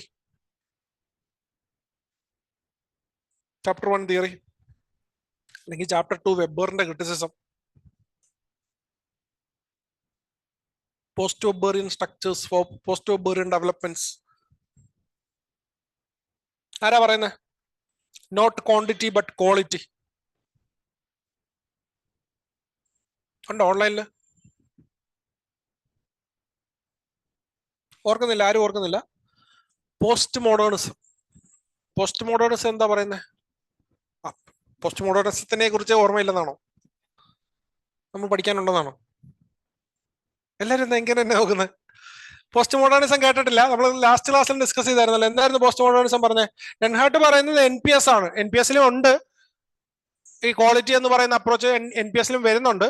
പക്ഷെ ഈ സ്പെസിഫിക്കലി ക്വാളിറ്റി എന്ന് പറയുന്ന കൺസെപ്റ്റ് പറയുന്ന പോസ്റ്റ് മോഡേണിസം ആണ്. നമ്പർ മാത്രം പോരാ, നമുക്ക് എന്ത് വേണം? ക്വാളിറ്റി. അരി കൊടുത്താൽ പോരാ, എന്ത് കൊടുക്കണം? കഞ്ഞി വെക്കാൻ പറ്റുന്ന അരി കൊടുക്കണം. ഇതിനകത്ത് നെയ്ഫ് and Dwivedi.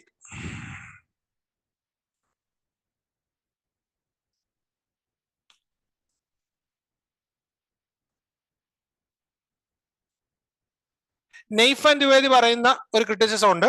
That is crisis of methodology. ഒന്നാമത്തെ പ്രശ്നം ക്രൈസിസ് ഓഫ് മെത്തഡോളജി. അതായത് മെത്തേഡിൽ തന്നെ പ്രശ്നമുണ്ട്. ക്രിറ്റിസിസത്തിൽ പറയുന്നതാണ് മെത്തേഡിൽ പ്രശ്നമുണ്ട്. രണ്ടാമത് ഡെവലപ്മെന്റ് തിയറി. അവരുടെ തിയറിയും തെറ്റാണ്. അതായത് എന്താണ് ഇവർ പ്രപ്പോസ് ചെയ്യുന്നത് എന്നുള്ളതും തെറ്റാണ്. മൂന്നാമത്തെ എന്താണ്? Political theory. ഇതിന്റെ ബാക്ക് ചെയ്യുന്ന പൊളിറ്റിക്കൽ തിയറിക്ക് എന്തുണ്ട്? മിസ്റ്റേക്ക് ഉണ്ട്. നാലാമത് പറയുന്നത് ഇവരുടെ അഡ്മിനിസ്ട്രേറ്റീവ് തിയറിക്കും എന്തുണ്ട്? Crisis of administrative theory. അതായത് ഇതെല്ലാം ഇഷ്യൂ ആണ്. പൊളിറ്റിക്സ് തെറ്റാണ്, അഡ്മിനിസ്ട്രേഷൻ തെറ്റാണ്, ഡെവലപ്മെന്റ് തെറ്റാണ്, അതുപോലെ തന്നെ ഇതിന്റെ മെത്തഡോളജി തന്നെ തെറ്റാണ്. Knife and Dwivedi. നിങ്ങൾക്ക് ടെക്നിക്കലായിട്ട് ആൻസർ ചെയ്യണമെന്നുണ്ടെങ്കിൽ ഇത് യൂസ് ചെയ്യാം. അതുപോലെ തന്നെ അടുത്ത വരുന്ന സൊല്യൂഷൻ പറയുന്നത് ദ്വിവേദിയും അതുപോലെ തന്നെ ഹെൻഡേഴ്സിനും എന്ത് പറയുന്നുണ്ട്? ഇതിനൊരു സൊല്യൂഷൻ പറയുന്നുണ്ട്. എന്താ പറയുന്നത്? There are 5 different models of development. അതിനകത്ത് ഏറ്റവും ബെസ്റ്റ് ഏതാന്നാ പറയുന്നത്? സർവോദയ.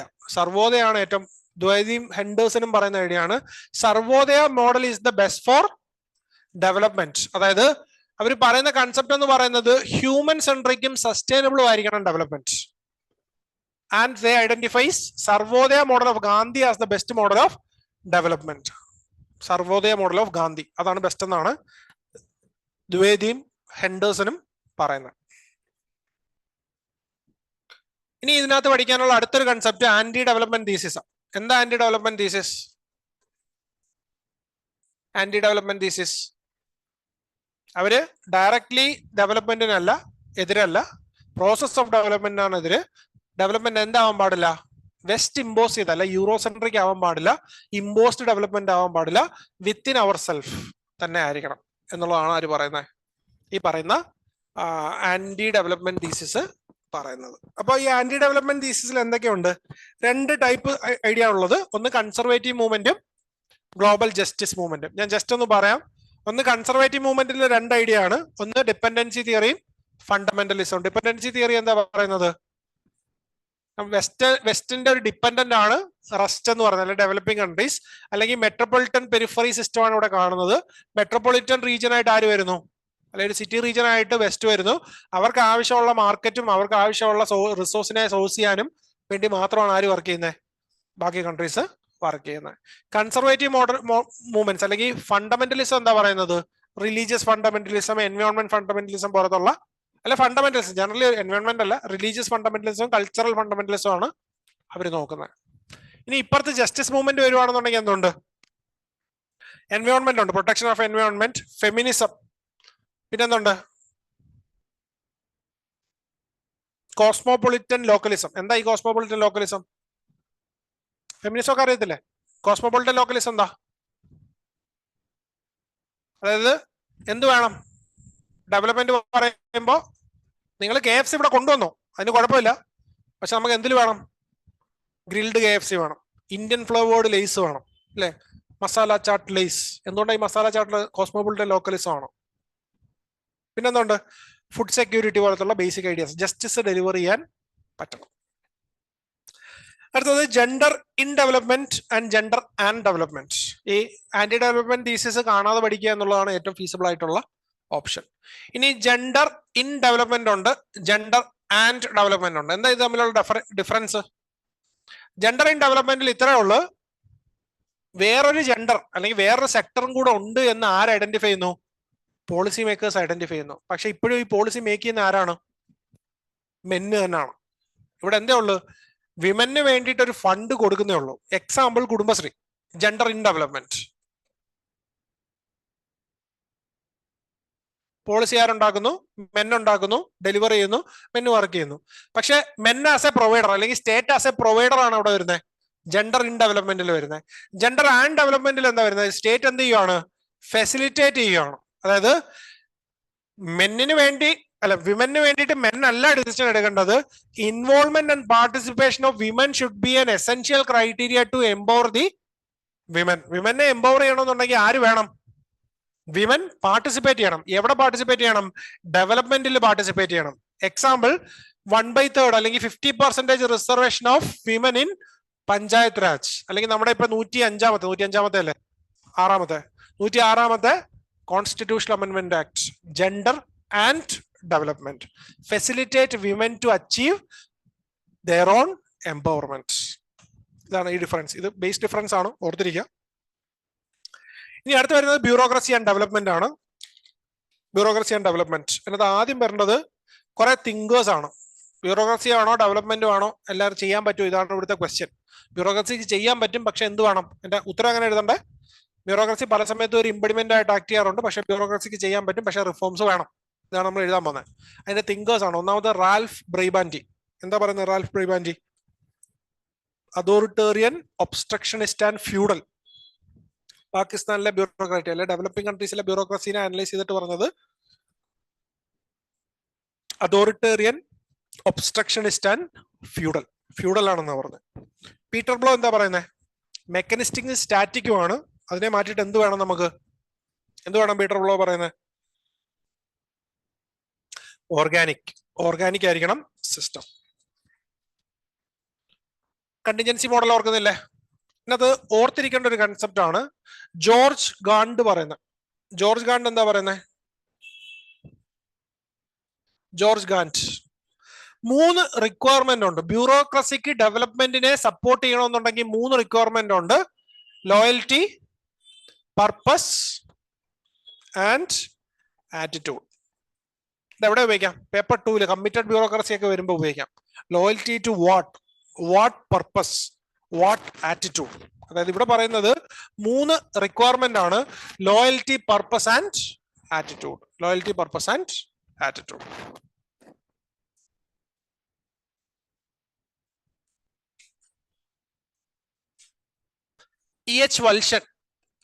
വൽഷൻ പറയുന്ന ഒരു ഐഡിയ ഉണ്ട്. ഒരു ഐഡിയൽ മോഡൽ കൊണ്ടുവന്നിട്ടുണ്ട്. That is normative model of bureaucracy.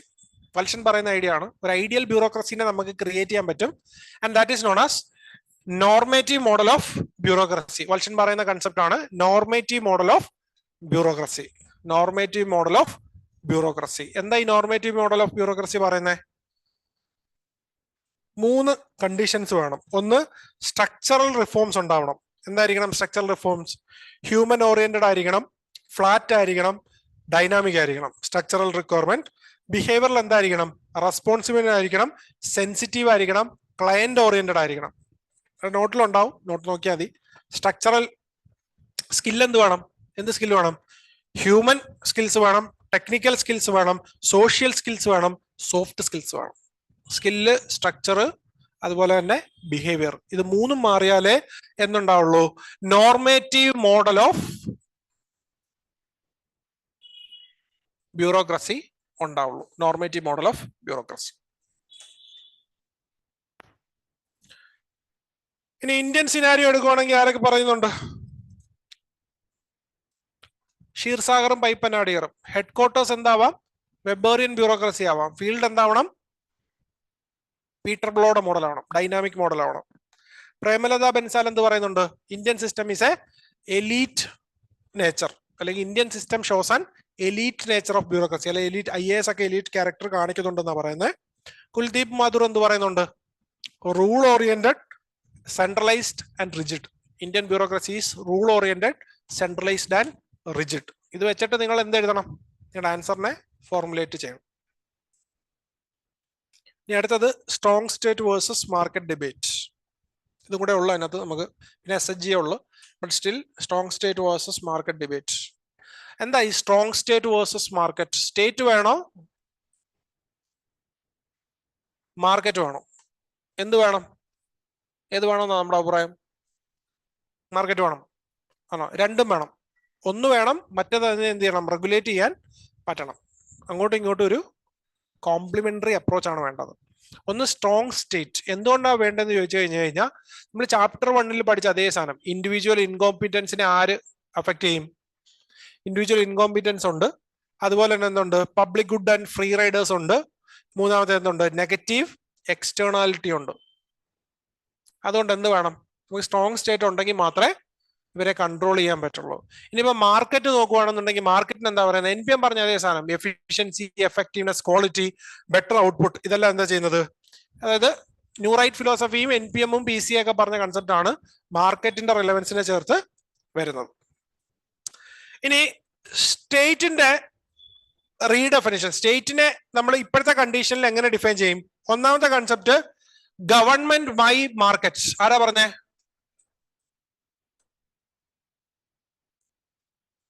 Government by market ആരാ പറഞ്ഞേ? പീറ്റർ റക്കർ. പീറ്റർ റക്കർ വേറെ സാധനം പറഞ്ഞിട്ടുണ്ട്. എന്താ? ഈ ബൈ വെച്ച് കുറെ സാധനങ്ങൾ പീറ്റർ റക്കർ പറഞ്ഞിട്ടുണ്ട്. ഒരെണ്ണം ഗവൺമെന്റ് ബൈ മാർക്കറ്റ്, കാരണം ഏതാ? MBO, management by objective. ഇത് GBM, ഗവൺമെന്റ് ബൈ മാർക്കറ്റ്. മറ്റേത് MBO, മാനേജ്മെന്റ് ബൈ ഒബ്ജക്റ്റീവ്സ്. അപ്പൊ ഈ ഗവൺമെന്റ് ബൈ മാർക്കറ്റിനകത്ത് പറയുന്ന 3 കൺസെപ്റ്റ് ആണ്. ഒന്ന് സ്ലിം സ്റ്റേറ്റ്, ഇതിന്റെ ഫീച്ചർ ആണ്. ഒന്നാമത്തത് slim state, 2 liberation of market,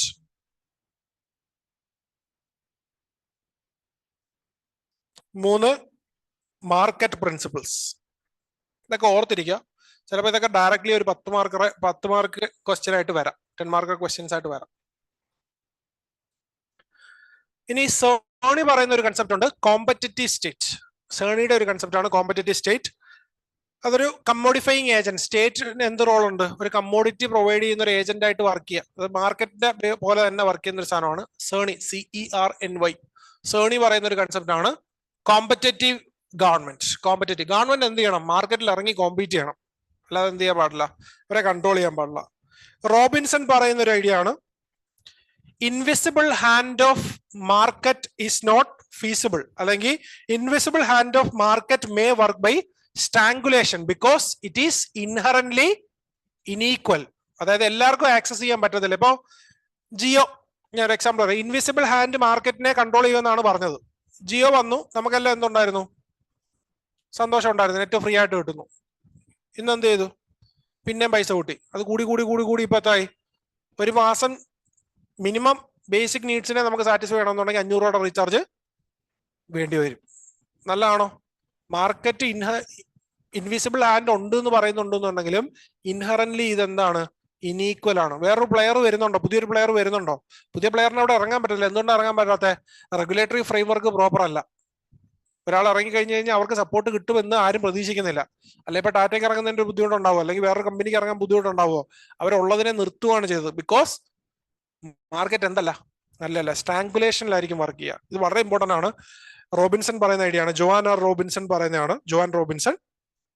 ഇനി പോൾ സ്ട്രീറ്റൻ പറയുന്നതെന്ന് പറഞ്ഞു കഴിഞ്ഞാൽ നീഡ് ഓഫ് ഗവൺമെന്റ്. ഗവൺമെന്റ് എന്തിനാ വേണ്ടേ?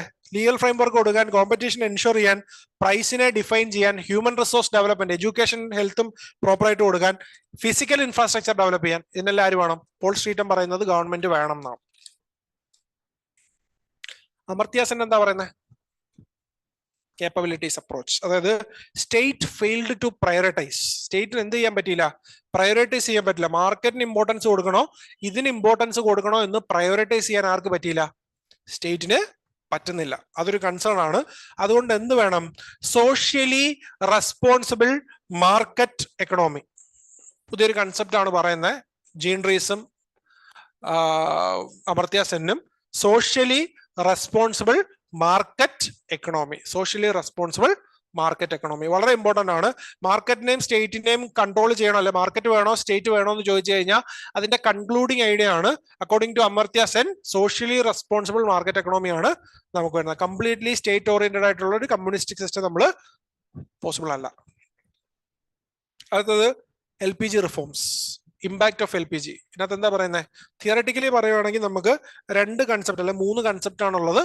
ഒന്ന് ഫ്രാൻസിസ് ഫൂക്കിയാമ. എന്താ ഫൂക്കിയാമ പറഞ്ഞേ? End of history and last man. അതായത് LPG റിഫോംസ് വന്നു കഴിഞ്ഞപ്പോൾ ഗ്ലോബലൈസേഷൻ വളരെ പ്രോമിനന്റ് ആയിട്ട് നടന്നു. ഇപ്പൊ എല്ലാ സമയത്തും കോൺഫ്ലിക്റ്റുകളാണ് എന്തുണ്ടാക്കുന്നത്? ഹിസ്റ്ററിനെ ക്രിയേറ്റ് ചെയ്യുന്നത്. പുതിയ പുതിയ കോൺഫ്ലിക്റ്റുകളാണ് ഹിസ്റ്ററിനെ ക്രിയേറ്റ് ചെയ്യുന്നത്. അപ്പൊ ഫൂക്കിയാമ പറയുന്നതെന്ന് പറഞ്ഞു കഴിഞ്ഞാൽ communism is considered as the ultimate outcome. അതായത് ഗ്ലോബലൈസേഷൻ വരുമ്പോൾ പ്രൈവറ്റ് കമ്പനീസ് വന്നു, ഇത് കഴിയുമ്പോൾ എന്ത് ചെയ്യും? സ്റ്റേറ്റ് പിന്നെ റോൾ എടുക്കും, കമ്മ്യൂണിസം വരും.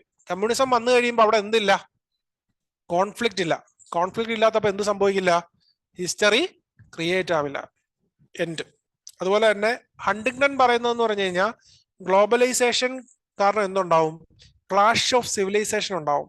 ക്ലാഷ് ഓഫ് സിവിലൈസേഷൻ ഉണ്ടായിട്ട് അവസാനം ഇവരെല്ലാവരും കൂടെ ചേർന്നിട്ട് എന്താവും? എല്ലാവരും കൂടെ ഒന്നാവും. കൾച്ചറൽ അസിമിലേഷൻ സംഭവിക്കും. അതുപോലെ തന്നെ റിക്സ് എന്ത് പറയുന്നുണ്ട്? സിൻട്രോപ്പിനെ കുറിച്ച് പറയുന്നുണ്ട്. എന്താണ്? Synthesis and entropy. സിൻട്രോപ്പിനെ കുറിച്ച് പറയുന്നുണ്ട്. ഒരു ചേഞ്ചിന്റെ സാധനമായിട്ടാണ് പറയുന്നത്. ഞാൻ തിയററ്റിക്കൽ സാധനം മാത്രമേ LPG പറയുന്നുള്ളൂ. നിങ്ങൾ ബാക്കി സാധനങ്ങൾ ആഡ് ചെയ്യണം. പിന്നെ അത് കഴിഞ്ഞിട്ടുള്ള എന്താ? Women in development. നമ്മൾ നേരത്തെ പറഞ്ഞാണ് വിമൻ ആൻഡ് ഡെവലപ്മെന്റ്. അവിടെ എന്തിന് ഫോക്കസ് കൊടുക്കുക? SHGക്ക് ഫോക്കസ് കൊടുക്കുക. ഇത്രയാണ് ചാപ്റ്റർ 8 വരെ നിങ്ങൾക്ക് വരുന്നത്. ഞാൻ വളരെ ഫാസ്റ്റ് ആയിട്ടാണ് പോകുന്നത്. നിങ്ങൾക്ക് കുറച്ച് സാധനങ്ങളെങ്കിലും റീകളക്ട് ചെയ്യാൻ പറ്റുന്നുണ്ട് എന്ന് ഞാൻ വിശ്വസിക്കുന്നു. നെക്സ്റ്റ് വീക്ക് തൊട്ട് നമുക്ക് നൈറ്റ് ഇരിക്കാം. നമുക്ക് ഒരു ദിവസം ഒരു ചാപ്റ്റർ ഡിസ്കസ് ചെയ്യുന്ന പോലെ ഡിസ്കസ് ചെയ്യാം. അതാകുമ്പോൾ കുറച്ചും കൂടെ നിങ്ങൾക്ക് കുറച്ചുകൂടെ ടൈം കിട്ടുകയും ചെയ്യും. രാത്രി കുറച്ചുകൂടെ എഫക്റ്റീവായിട്ട് നമുക്ക് യൂട്ടിലൈസ് ചെയ്യാൻ ചെയ്യാം. ഒരു 9 to 10 അല്ലെങ്കിൽ 9:30 to 10:30 അങ്ങനെ ഏതെങ്കിലും ഒരു ടൈമിൽ നമുക്ക് വർക്ക് ചെയ്യാം. മൺഡേ ടു ഫ്രൈഡേ 5 ദിവസം നമുക്ക് ഡിസ്കസ് ചെയ്യാം. ഓക്കെ, അത് കംഫർട്ടബിൾ ആണോ? ഓക്കെ ആണോ? ഓൺലൈനിൽ ഇരുന്നാൽ മതി, ഓഫ്ലൈനിൽ വേണ്ട, ഓൺലൈനിൽ ഇരുന്നാൽ മതി. ഓക്കെ, അവിടെ നമുക്ക് ഓരോ ചാപ്റ്റർ ആയിട്ട് ഇരിക്കാം. അപ്പൊ നമുക്ക് കുറച്ചുകൂടെ ഒരു ക്വസ്റ്റ്യൻ ഓറിയന്റഡ് ആയിട്ടും കൂടെ ഡിസ്കസ് ചെയ്യാം. ഇപ്പം ഈ പേപ്പർ 1 ഒന്ന് ഫിനിഷ് ചെയ്തിട്ട് ഒരു സെഷനും കൂടെ എടുത്ത് നമുക്ക് 4 ദിവസം എടുത്തിട്ട് നമുക്ക് ഈ പേപ്പർ 1 തീർക്കാം. അത് കഴിഞ്ഞിട്ട് നമുക്ക് എന്ത് ചെയ്യാം, ഒന്നേന്ന് റീസ്റ്റാർട്ട് ചെയ്യാം. ചാപ്റ്റർ 1 തൊട്ട് ചാപ്റ്റർ 12 വരെ അടുത്തൊരു 10 ദിവസം കൊണ്ട് നമുക്ക് അതും ചെയ്യാം. അത് ചെയ്ത് കഴിയുമ്പോൾ നിങ്ങൾക്ക് കുറച്ചുകൂടെ ഒരു ക്ലാരിറ്റി കിട്ടും. പിന്നെ നമുക്ക് പതുക്കെ അടുത്ത ചാപ്റ്റേഴ്സിലോട്ട് പേപ്പർ 2 മൂവ് ചെയ്യാം. അതായത് ഒരു ജൂലൈ 10 കൂടി നമുക്ക് എന്ത് ചെയ്യാം, 10 അല്ലെങ്കിൽ 15 കൂടി നമുക്ക് പേപ്പർ 1 ഒരു തവണയും കൂടെ റിവൈസ് ചെയ്ത് ഫിനിഷ് ചെയ്യാം. നിങ്ങളൊക്കെ എൻ്റെ കൂടെ വരുന്നുണ്ട് എന്നുള്ളതാണ് എൻ്റെ ഒരു പ്രതീക്ഷ. നിങ്ങൾ ഇപ്പോഴും ചാപ്റ്റർ 1 കിടക്കുവാണെന്ന് പറയരുത്. നിങ്ങൾ എന്ത് ചെയ്യുക, ഇപ്പൊ നമ്മൾ 8 ചാപ്റ്ററായി, 8ാം ചാപ്റ്ററിൽ എത്തുക. ജൂലൈ 30 കൂടി നമ്മുടെ സെക്ഷണൽ ടെസ്റ്റ് തീരുന്നതിന്റെ കൂട്ടത്തിൽ നിങ്ങൾക്ക് എന്ത് തീരണം, ജൂലൈ 25-നാണ് അവസാനത്തെ സെക്ഷണൽ ടെസ്റ്റ്. അന്ന് നിങ്ങൾക്ക് എന്ത് തീരണം, പ്രത്യേകിച്ച് ഈ വർഷം മെയിൻസ് എഴുതുന്നവർക്ക് എന്ത് തീരണം, അല്ലാത്തവരും തീർക്കണം. ജൂലൈ 25 പബ്ബാഡ് തീർക്കണം. എന്നാലേ നമുക്ക് ഓഗസ്റ്റും സെപ്റ്റംബറും ഇരുന്ന് എന്ത് ചെയ്യാൻ പറ്റുള്ളൂ, കണ്ടന്റ് എൻറിച്ച്മെന്റ് ചെയ്യാൻ പറ്റുള്ളൂ. അതിൽ നമ്മൾ മാക്സിമം കോൺസെൻട്രേറ്റ് ചെയ്യാം. ഓക്കെ, സോ ഓൺലൈനിൽ എന്തെങ്കിലും ഞാൻ റിപ്പീറ്റ് ചെയ്യോ, എന്തെങ്കിലും സജഷൻ പറയുകയോ വേണോ? ഔട്ട് എന്തെങ്കിലും ഉണ്ടോ? പൂജ, സജിത്ത്, ഷെറിൻ, വിഷ്ണു, ഗൗതം.